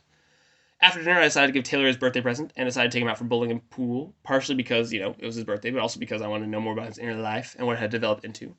Taylor then proceeded to smoke me at bowling, at which point I became more intent on beating him than discovering his inner life. And so I had to beat him at pool, despite his self-proclaimed mastery to even things out.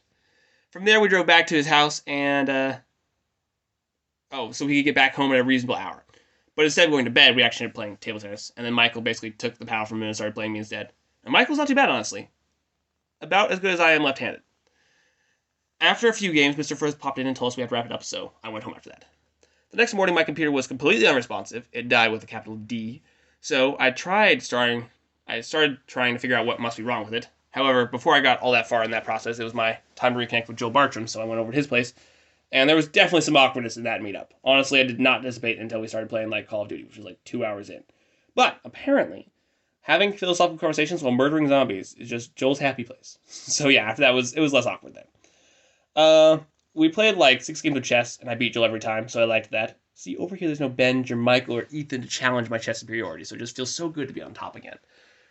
Here I'm just the best. No one I know beats me. It's just why can't that just be the way it is all the time? Why does Benj have to be good at chess, or Michael good at chess, or why does Ethan exist? No, I don't mean that in a negative way. I'm not I'm not saying I don't want Ethan to exist. I'm just saying, why does he have to exist and be so good at chess? Just clarifying, because that could be misinterpreted. Just because me and Ethan don't get along. But it's not like I don't, Okay. Anyway, you understand the caveat I'm trying to put in there, because that's not my intention. Because it could be misunderstood as my intention. Okay. Here we go. Anyway. Then Joel and some of his mates went to go play basketball, and I stopped it by McDonald's, because I was like, I can't take you on in basketball. So I decided to duck out of that one. And then I grabbed my usual double Big Macs before going on to Miter 10 and getting a screwdriver set along with other things, so that when I got back home, I was able to unscrew my computer case and able to see if I could fix the issue. Unfortunately, my attempts at easy diagnosis were bunk, and I didn't have a multimeter, so that's as far as I could go, given my current scenario. So that sucked. Still, after taking a bit more time, Joel called me back over to his place so I could face off against this guy he considered better than him in chess, though honestly I thought Joel was better.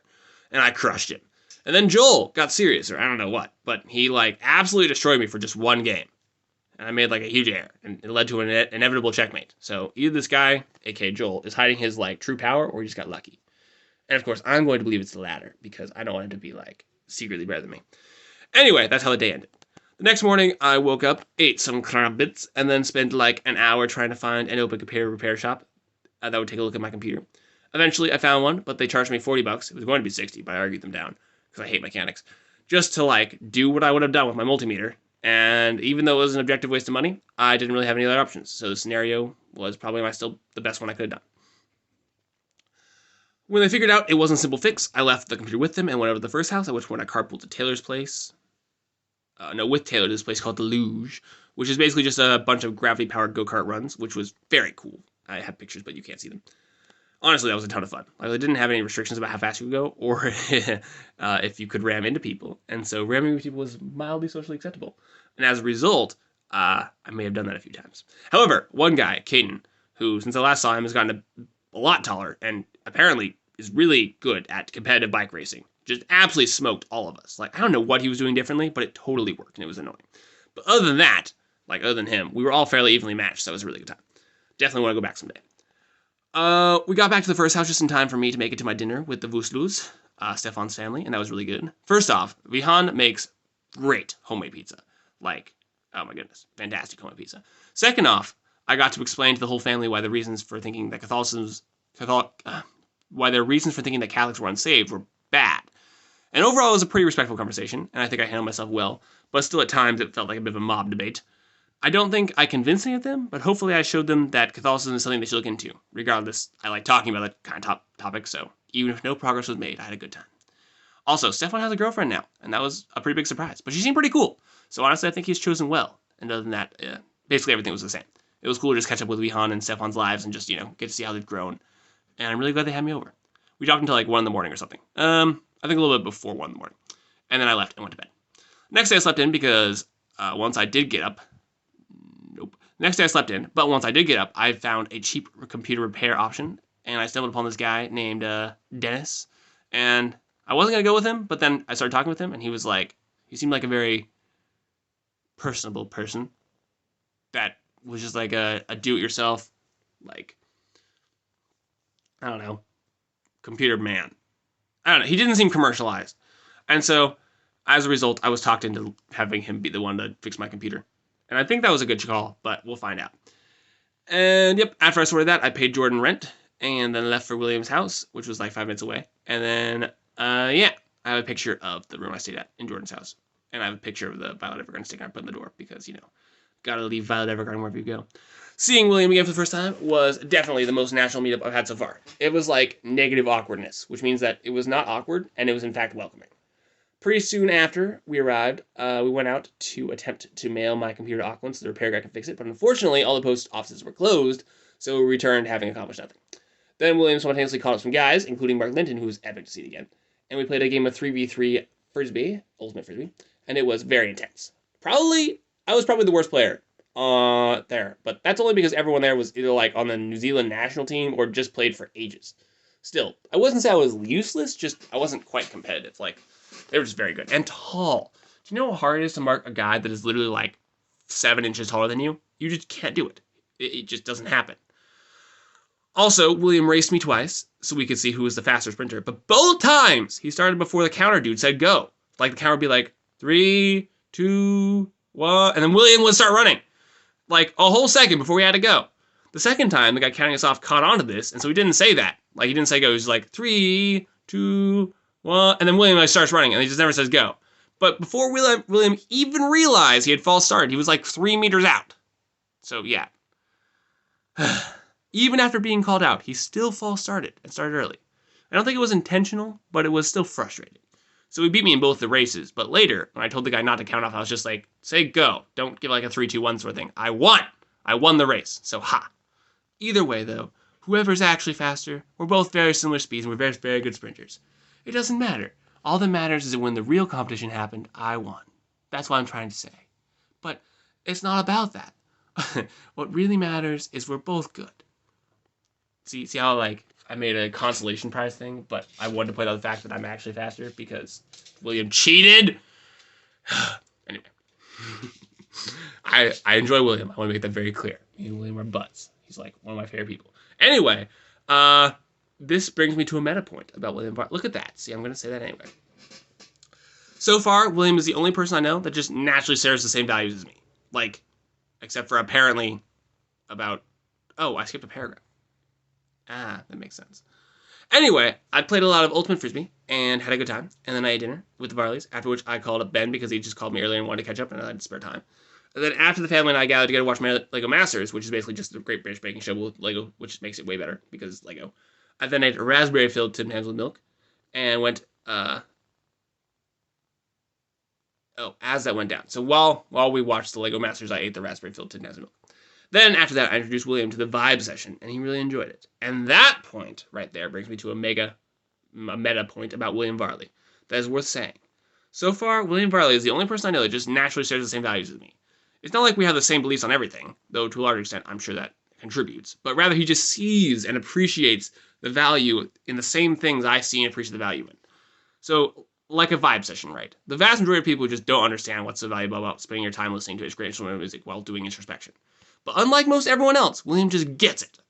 Like, he gets the quality of the music is great, and he sees why it's so great. And he understands the value of stopping to think and pray about things that are on your mind. And he appreciates the beauty of a quiet moment. They don't have to coerce or convince him of these things. He just sees the value. And he recognizes it. And it's just so cool. It's like the same way I recognize it, he just sees it. And man, it's just so nice. I have a self-serving theory that people who can't see the value in these things can't see it because they're mentally unhealthy. But I recognize that, of course, I'm biased to that conclusion. So I'm willing to say it might be just, a temperament or personality thing. But whatever the case, there are numerous cases, as I've spent the last week or so with William, that he just gets what I get. And has made evident to me that he gets it. He doesn't just tolerate the things I value, but he genuinely values them too. And that's just so refreshing. Okay. But there is one notable exception, which I will call nonsense talk. I think that's worth mentioning. This is an odd phenomenon that I find myself doing, and according to William, apparently Ben does it too, so perhaps there's like some common cause of this behavior. I manifest this behavior when I'm really comfortable around a person, and basically nothing's really happening. I basically just start saying things, or I read, or engaging in meaningless conversation that has a hint of sense, but is largely nonsensical. So like, to give an example, because we're in audio, I didn't actually record this down. I'd be like, I'm a fan of fans. Do you know that fans rotate at least 10 seconds per hour? At least that fast. That's how fast fans go. And then someone will respond with something like, yeah, but I don't know. I don't have any fans personally. And if I did, I find them quite intrusive. Like, someone stalking you all the time, it'd be hard to keep track of. And I'd be like, well, stalkings, first of all, are often filled with good things. So I'm sure your stalkers would be filled with good things if you actually let them get to you. Just like the stockings on Christmas. And besides, if you stock enough shelves, then you get a lot of, consistency, as well as a lot of, value. So perhaps stalkers give you value as well, and maybe you shouldn't be sad at your stalkers. And then their response would be something like, well, I wasn't talking about, stalkers that follow you. I was talking about shelves, of course. And I'd be like, oh, of course, that makes entire sense. And they'd be like, have you ever considered the fact that trees have thousands of arms? They're just entirely made up of arms. If we had a human like that, we would have one major arm and then tons of other arms and little fingers off the arms. And I'd be like, yeah, that makes trees kind of creepy, don't you think? And they're like, no, I think that'd make them quite comforting. A tree would just be really good at hugs. And that's the sort of conversation that nonsense talk is around, which is understandably fairly nonsensical. But anyway, when I manifest that behavior, I just start saying things like that. And while Joe and Noah and Neo have been able to reciprocate the nonsense talk, William will just not have it. He's like, oh, yeah. Or mm-hmm. And basically just doesn't respond. He'll give you a token, I don't know, a mm-hmm, the first 2 times, and then he'll just stop responding. He does not have it. And to be fair, I don't really have a good reason why I value nonsense talk, because it's objectively not that valuable. But, it's the only notable case I've found so far where he's like, no, we're not on the same page here. All that to say, I'm pretty convinced that if the human race were classified as a family, then William and I would not only be in the same genus, but also in the same species. We just see the world in a very similar way. It's just I'm 3 years further along the path than he is. Still, his innate characteristics make him a strong candidate for the S-tier friendship I've been searching for, so I'm hopeful. Though we'll see. We'll see how he develops, in the coming years. Even if he doesn't take up the S-friend tier slot, or the S-tier slot I'm talking about, I still deeply enjoy him. So anyway, after the vibe session, we headed back to his house and slept. The next day, I went over to the post office and got a box, and then came back, and then William handed me an old blanket, and then we used that as packing material, and then I put the blanket in the box, and put the box inside of another box, and then I shipped that box to myself, and I smashed it with the hammer! That's not actually what happened. I then put my computer in the box and shipped it over to Dennis. Then William and I went over to Hampton Gardens, and we had a blast from the past, because, Hampton Gardens are great. And there are some really cool new gardens, by the way. The picturesque and surrealistic gardens are very fancy. Apparently, at some point very soon, though, they're going to start charging to enter the gardens, so I'm glad I made it before that time. After the gardens, went over to Chartwell, and I beat William in some giant games of chess. And then I lost my sunglasses, so we decided to give William the right to pick up my next pair of sunglasses, which was clearly a mistake, because the ones he picked out looked garbage, but of course, I should have expected that. So, I've been going around wearing, like, these grandma aviator combo glasses. You know, like the glasses that grandmas will put over their glasses? Like sunglasses that go over the glasses? Imagine if you try to mix that with aviators. Then you get the kind of glasses I'm talking about. Anyway, they look horrible. But, it's been a humbling experience. Once we got home, we made our ground beef while talking about the Catholic Talks. We got started through Catholic Talk Part 1, which, of course, I forgot to record again. And the fact that I keep forgetting to record these is really starting to bug me. Then after that, we went over to a very fancy dinner place with Glenn and Mags as a thank you for me staying in their unit. And it was one of those, like, places where you pay more and you get less. But I will say, what I did get was very good. Like, the small chunk of pork, like, tasted spectacular, as did the mac and cheese. But it was also very small. And also the dessert, very good. But other than that, the event was just mostly a lot of polite small talk. Pretty average. Once we got back to William's house, I played Matthew in a game of Queenless chess and lost. But I did make up 5 points in the process, so, it wasn't like I did horribly. Then William and I spent the rest of the night going through more Catholic Talk stuff and also recapping some of the stuff we talked about before so we could write it down. The following morning after breakfast, we started our drive over to Blue Springs, which took around an hour and a half. So once we got there, we had a mock debate as we walked around the spring. And before I go into that, for those of you that haven't seen Blue Spring, it's just so pretty. So you have to look at the pictures because the crystal clear water is just beautiful. And remember, I lived by, for a year or so, I lived by a river that looked exactly like this. We would, tube down it. We built forts alongside it. I mean, wade in it. And it was just, beautiful. Anyway. I decided I would give something new a try as far as teaching method goes because William has a really good fluid intelligence, probably as good as mine. And so I figured if I played the opposite side of a debate, he would be able to figure out how to overcome my arguments and he would, be able to remember it better. And he totally exceeded my expectations. The tactic worked really well, and he was actually super good at coming up with really good answers to my objections. And honestly, I was pretty impressed. However, it did seem that it was pretty tiring for him, which was, understandable. My hope is that since he had to, figure out the answers himself, and he wasn't just told them, he'll remember them better, but we'll see if that's actually the case. As we finished the Blue Spring walk, William expressed his mental fatigue, and so I had him tell me about health things, but the stuff he told him was basically useless. And so once we made it back to the car, I took him to Wendy's and gave him a burger. But they didn't have the bacon pub burger, which is why I went to Wendy's in the first place. So that was very sad, because it's the best burger in existence. The bacon pub burger. Sad. After that massive disappointment, we drove and listened to music. I showed him all of Vallada, which was great, and then we had Reef Kerosene Creek, which is really cool. See, Kerosene Creek is like an entire mini river that's all hot spring, which is such a unique experience. And unfortunately, it's been raining a lot, so the water was a little bit more lukewarm. But still, it was just a ton of water that was all super hot, and very cool. William kept trying to get me to stand in this spot below these waterfalls that was just super duper strong current. I just couldn't. It was too strong. He has extra height, though, so he had an advantage. But I eventually did make it there after, I kid you not, a half an hour of trying. So eventually I was successful, but still, it was just so much work. And yeah, it was just a very cool experience. Waterfall hot springs. Oh, so cool. On our way back home, we listened some more. We talked some more, and then we listened to some Pints of Aquinas, and then that was our journey. Back at his house, we basically just ended the night by doing a bit more Catholic talk, and then we watched some anime while William did homework. Nope. Then I watched some anime while William did homework. It turns out that night, though, that William did not do homework the whole night, and instead stayed up till 3 watching Alone. Thus, the next day, we got a slow start, as he slept in for ages. However, during that time, I did find an anime I really liked, so that was cool.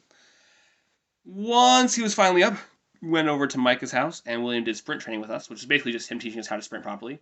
And I think I may have actually gotten faster, and perhaps that's why I beat William at the race at the end, so perhaps I had a good teacher, But regardless, that was useful. Then after that, William taught us boxing, but that ended up being more like William hit us a lot until we believed he was good at boxing. I don't really think I learned that much. And so, he also has a really unfair advantage with his height, because his arm span is massive. He can reach you when you can't reach him. And that's very vexing. So, that wasn't very helpful, but it happened. And someday I would be interested in learning how to box, but I don't think I want William as my coach. Once we got back, I played some chess and I won, and then we left for the glowworm walk at this place called Hakramadas, and that was very cool. I have a picture, but it doesn't really show like a tenth of the actual glowworms. Night picture's always hard. So yeah, it was very fancy. There's this one place where there's this like little waterfall and these 5 or so meter high rock faces in 180 degrees, and they were just covered in glowworms. Particularly on the left side though, and it was just the coolest spot, like so cool. I'd really like to do a sleepover in that spot. Once we got back, we basically did nothing meaningful whatsoever, and then went to sleep. The next day, William and I went over to Mark's house, which was nostalgic since I had a lot of good memories from my time there. We used to stay in his barn a lot and do sleepovers. And while I was there, I gave the abbreviated Catholic Talk Part 1 and started on Catholic Talk Part 2. We didn't get very far. However, we did get to talking around the meta theories of learning and belief making. I think that had a much bigger impact on Mark and William, since it didn't seem like they'd ever thought about that before. Overall, it was just good to see Mark again, and he was basically the same. Like, basically entirely the same. I don't think there was like anything that was changing, which was surprising, but, kind of nice. We did cut that time a bit short, though, because we had to go and see the Across the Spider-Verse movie in theater with some of William's flatmates.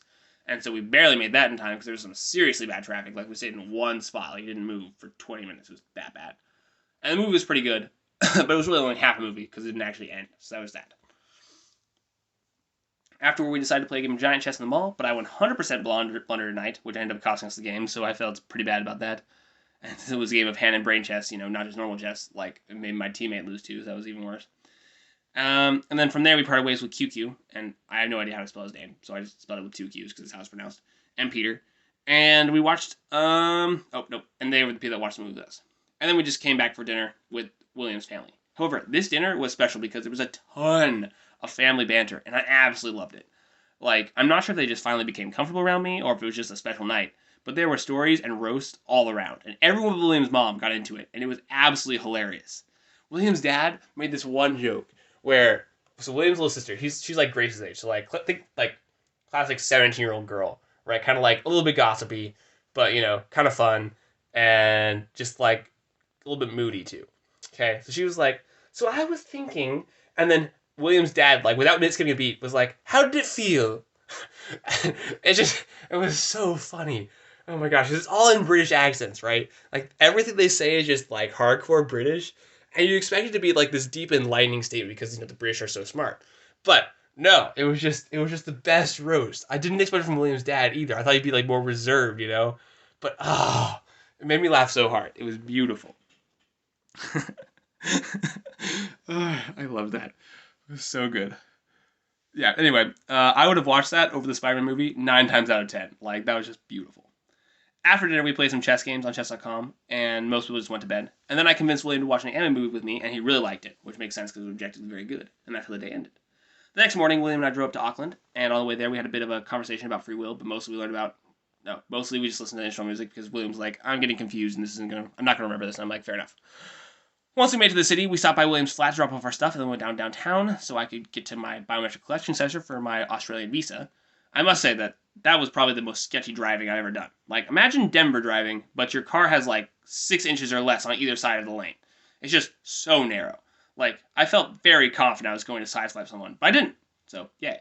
So yeah, very sketchy. I made it through without an incident, and then we found some very overpriced parking and got to my appointment without a hitch. And I just got word that I got my visa. So yay! While I was doing my appointment, William did a bit of grocery shopping and got some fish and chips, but the fish was really good. The chips was very few, so it was very expensive for the portions we actually got, but whatever. It was good. Still good fish and chips. And then after eating that, we went downstairs to watch Violet Evergarden, which is the moment I've been waiting for. So, as you might recall, Violet Evergarden is my favorite anime, and honestly, just my favorite show/movie/visual thing, period. And that's because it's objectively a masterpiece. Look at this. I have a picture. You can't see the picture because it's audio, but it's fantastic. Imagine the most beautifully animated thing you've ever seen, with the most heart-tugging stories you've ever heard of, combined with an overarching arc of character development and growth. It's just perfection. If you haven't watched Violet Evergarden, you must watch Violet Evergarden. Like, I haven't watched it in like a year or so I've been saving the rewatch for a meaningful moment, right? And I forgot how just stupid stinking good this show is. Like, this show is the actual best. The god tier. Watching it has only further entrenched me in that position. It's just so good. If you don't catch the great value of Violet Evergarden, you're a calloused, heartless person. Alan is right. If you can't cry, you're without a soul. And I guess I'm still without a soul, steadily cry. But we'll talk about that later. Anyway, we got through the first 7 episodes or so. including the special episode because that makes the show make more sense. And then we ate some food before we went down to watch the rest. And man, especially for the second half, like, it hits hard. Unfortunately, I did not cry because, I'm still soulless, but my eyes got very moist. So, I'm almost to the level of a soul at this point in time. And that's progress. Like, before Alex 2.0, there was not even a tear in the eye. There's no moisture. Anyway, everyone should watch Violet Evergarden. It's fantastic. Absolute fire and fairy dust.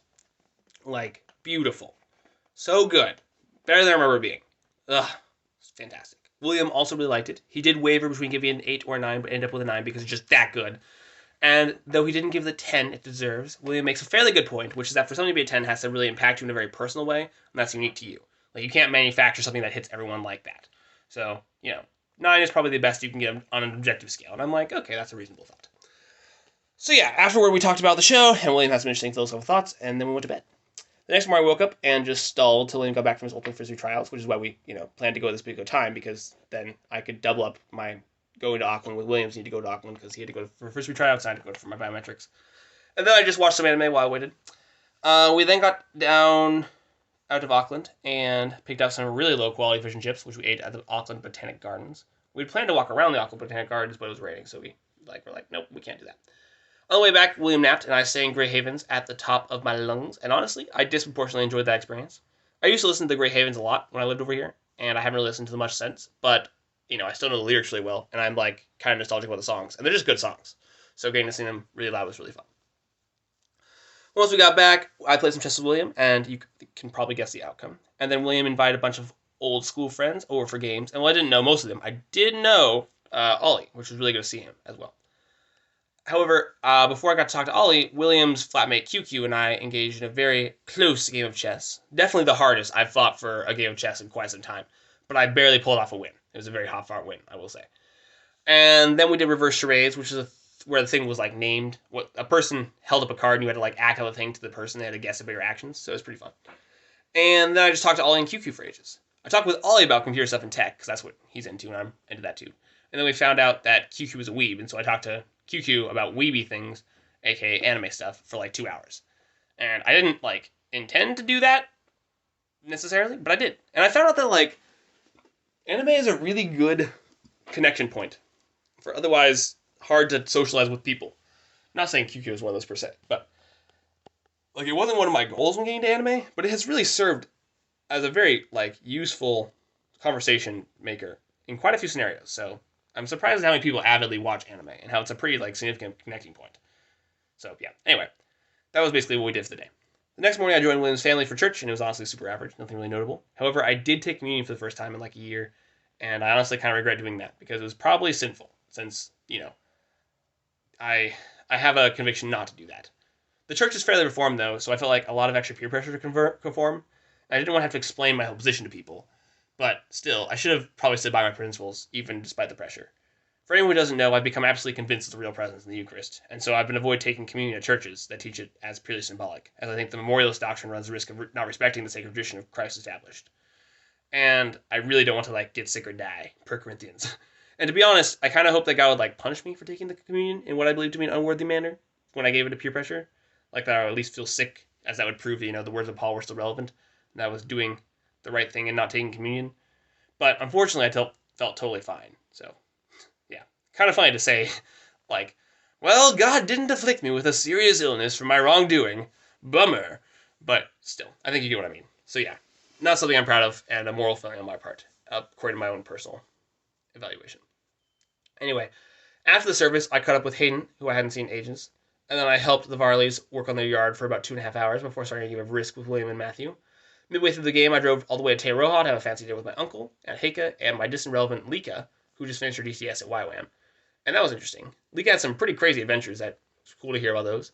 Then, after dinner, I had a makeshift plan to hang with them that was formed, and I drove back to Hamilton and finished my game of Risk, only to lose desperately and be salty. The next day was the first day I had the Varley's house all to myself, and see, originally I'd planned to leave their house and go live at the Ark on Sunday, but as it happened, they had to leave for a 4-day trip and needed someone to watch their cats, so I figured I might as well stay 4 days longer, and, that's what I ended up doing. I woke up at like 1 in the afternoon, so not much happened to me before I went over to the Center Place Mall and hung out with Bo and Lika. And apparently I just got the news that when I hung out at the Center Place Mall, the parking was not free, and I've got to pay a ticket for that, so that was fun. We then killed time and got Macca's until Lika's friend, Sarah, arrived, and then we played a bunch of mini golf, where I absolutely got destroyed. And then we did the submarine escape room, which was really fun. It was also Bo's first escape room, so I was excited for him vicariously. And it was just a good escape room, too. We all worked really well, by the way, as a team. And we got done with like 28 minutes to spare. And then, just as a reward for finishing the escape room, we got 30 minutes of free arcade games, since the escape room place was also connected with the arcade place. And so we did that. And Bo and I faced off in a bunch of different arcade games, and that was pretty fun. After that, the girls and guys split up, and Bo and I walked around and talked about some stuff, and bought some snacks from Countdown until the girls finished their girl talk. And then, that was it. I drove home, ate food, and watched some anime before working on this live email, before wrapping up the night with some science YouTube videos. The next morning, I woke up at 1 again, and almost locked myself out of the house as the deadbolt thing. It's not like exactly a deadbolt, but it's basically a deadbolt. It's like a spring-loaded deadbolt. On the front door, it automatically locks when you close it. And so, like, a gust of wind blew it closed just as I stepped outside to greet the day. And it was one of those moments where it's like half a second before the outcome happens, you realize what's happening, and it's before it finishes happening, you're like, well, this is going to happen. So I stepped outside and I stretched, and I was like, such a beautiful day. Only to think, was the door slowly closing as I stepped out? And then to realize, I'm going to be locked out, aren't I? And then I hear the door slam. It's like, yeah. To make another Emperor's New Groove reference, it's like the moment that felt equivalent to the time when they're like tied to the log, and Cusco's like, sharp rock is at the bottom? Pasha, probably. Cusco, bring it on. However, perhaps because I resigned myself to my fate decided to smile on me, because while every door and window was locked, it just so happened I had cracked my bedroom window after I got up that morning. Thus I was able to get back in, and from that point on, left the back door unlocked just in case. I then drove down to the mall, and particularly Countdown, but I think I might have almost hit a lady in the process, because when I went to turn, a car was like headed right for me, and so I had to swerve so as not to hit it. And then when I checked my review mirror, there was a lady that seemed very angry at me. Regardless, I then bought some groceries and more Tin Tans, plus some milk, the true staples of life, and then came back and worked on memorizing the history of philosophy for some time before working on this life email, ate food, memorized more philosophy, worked on life email more, and then engaged in a night of science YouTube videos. And that was the first day since I got here where I didn't have like anyone to meet, and honestly it was really weird for it to be so quiet. Kind of threw me off my game. I was like, what is this? No one socializing with me. I'm all alone. Oh! Anyway, the next morning I woke up at like 8 because I had gotten so much sleep the previous mornings, and my body was like, nah, enough of this. You're getting up in the morning. And most of that day was spent working on memorizing philosophy and working on life email. But that evening I did go over to Ollie's house and catch up with him, and that was good. He's doing well. Once I got back from that, I slacked off some and watched some anime instead of being productive. And then, as for yesterday, it was mostly a lot of the same. I worked on a life email, philosophy memorization, anime, and all that. However, Elkin, Hayden, and I, Haddon, we're all planning on visiting the journey, since this is their last, day. But the leader in charge of the journey, who we actually knew personally, we went on the journey with, turned us down. He was like, it ruins the atmosphere. And I'm like, okay, I understand, that's a fair reason, but that's still unjust, because every single one of my journeys, people showed up that weren't part of the group. So to ban us from showing up is just inconsistent. So I was salty about that. Anyway, Taylor and I decided to hang out after that, and kind of on a whim, and we just went stargazing, after looking at some mad glue worms. And Taylor's like an epic speaker, so he was able to play my good peaceful music, and it sounded really good. And after that, I just went home and watched some anime. And finally, as for today, I spent the entire day trying to tie it up before the Varley's return, and also trying to finish this email since my computer is still being repaired, and thus, once I leave the Varley's house, I won't have access to a computer. And I really hate typing life update emails on my phone. So I'm trying to push, through and finish this before they get back. And that's about it. And I did finish it. Woo! Despite my best efforts to get on top of this email, it still exceeded 20,000 words. I think it's about 21,000, so sorry about that. I did try, okay? It's just a lot of stuff happened, so I wanted to make sure that I got it all in. I'm also 2% sure this will be the last time that it's this long, so you can take solace in that. That 2%, man, that's a quality guarantee. And that's all I got for you. Thank you for making it through this large and ginormous behemoth of an email, and for paying attention this long, and for enduring me talking. I'm tired. Okay, bye.